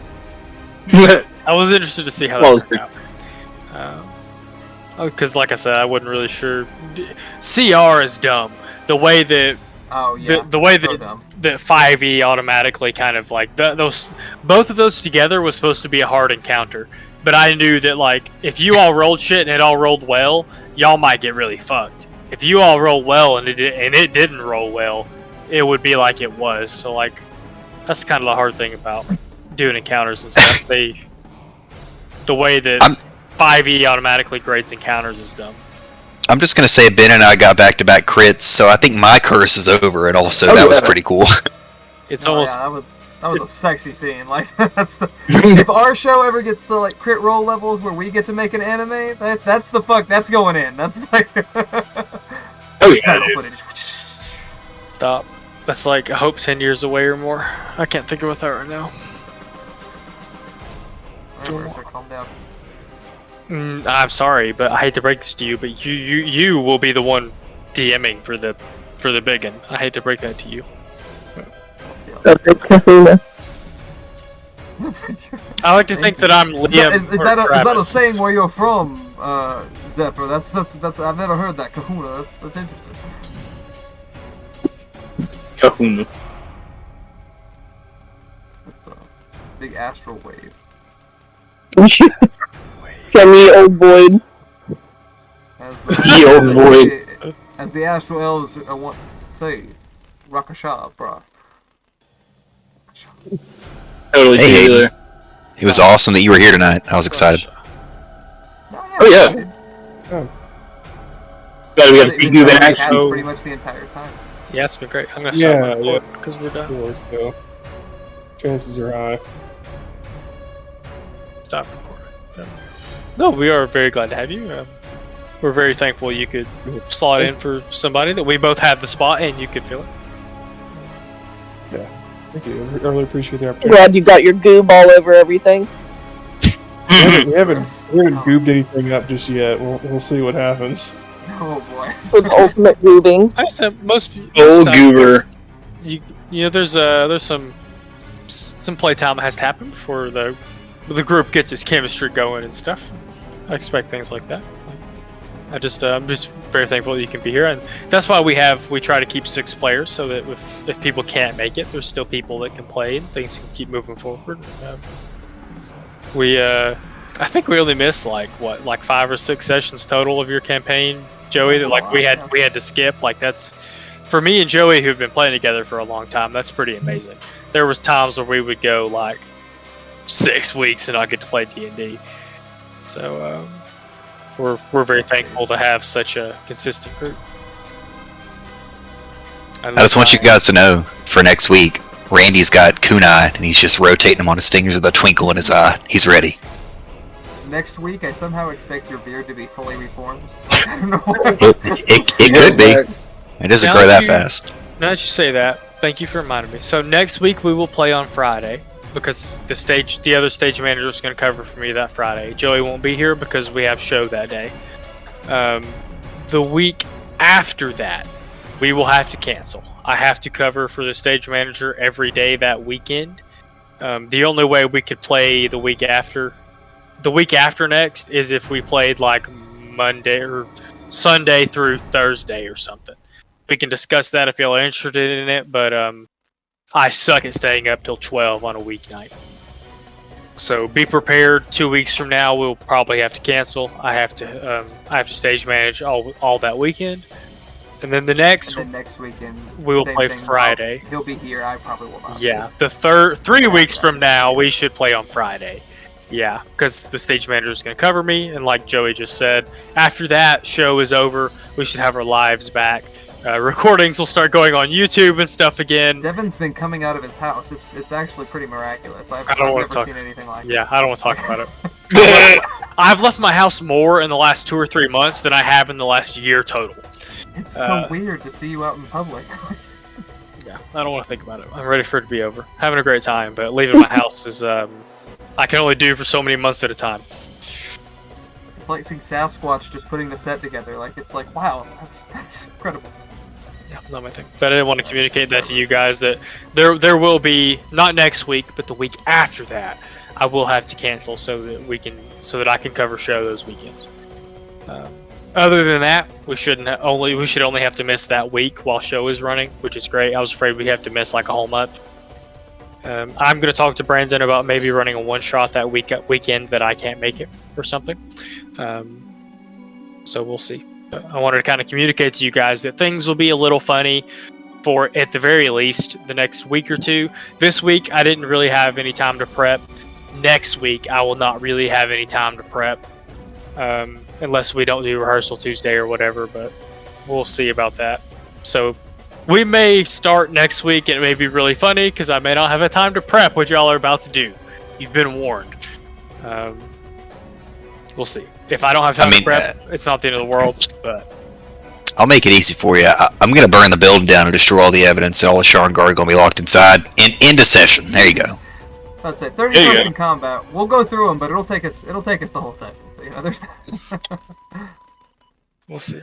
So that would be fun. The good news is I have all week to kind of think. Even if I don't have time to prep stat blocks and a map and things like that, I will have time through the week to think like, well, if they get caught, this or this will happen, or if they don't get caught, they'll find this or this. Like, I'll have time to kind of get an idea of some very basic stuff. But if we're playing session next week and I'm like, I'm sorry, I have to find these stat blocks, that's why, because we're doing rehearsal all week this week and stuff. I blame Joey. Apologize ahead of time. I also blame Joey. I'm actually Pretty good, Joey. Friday. I'll be in Philly this Friday, so I won't be able to be here. So I guess Oh yeah, you traveling boy. Would you be able to be here Saturday or not really? No, I'm going to be in Philly from Thursday until that following Monday. Okay, because I can't do Saturday anyway, because I didn't get that night covered. Okay. Thank you for letting me know. Alright, well, if y'all don't have any other any other shit y'all want to shoot, I need to get in bed before it gets any later, or I might actually die. He's going to try to do a pumpkin. Run away. There we go. Alright. Deuces. Thank y'all again for coming to See sit. that, guys. Hope y'all had a good time. Let me know if y'all need anything or have any thoughts. Y'all have a good night. Bye.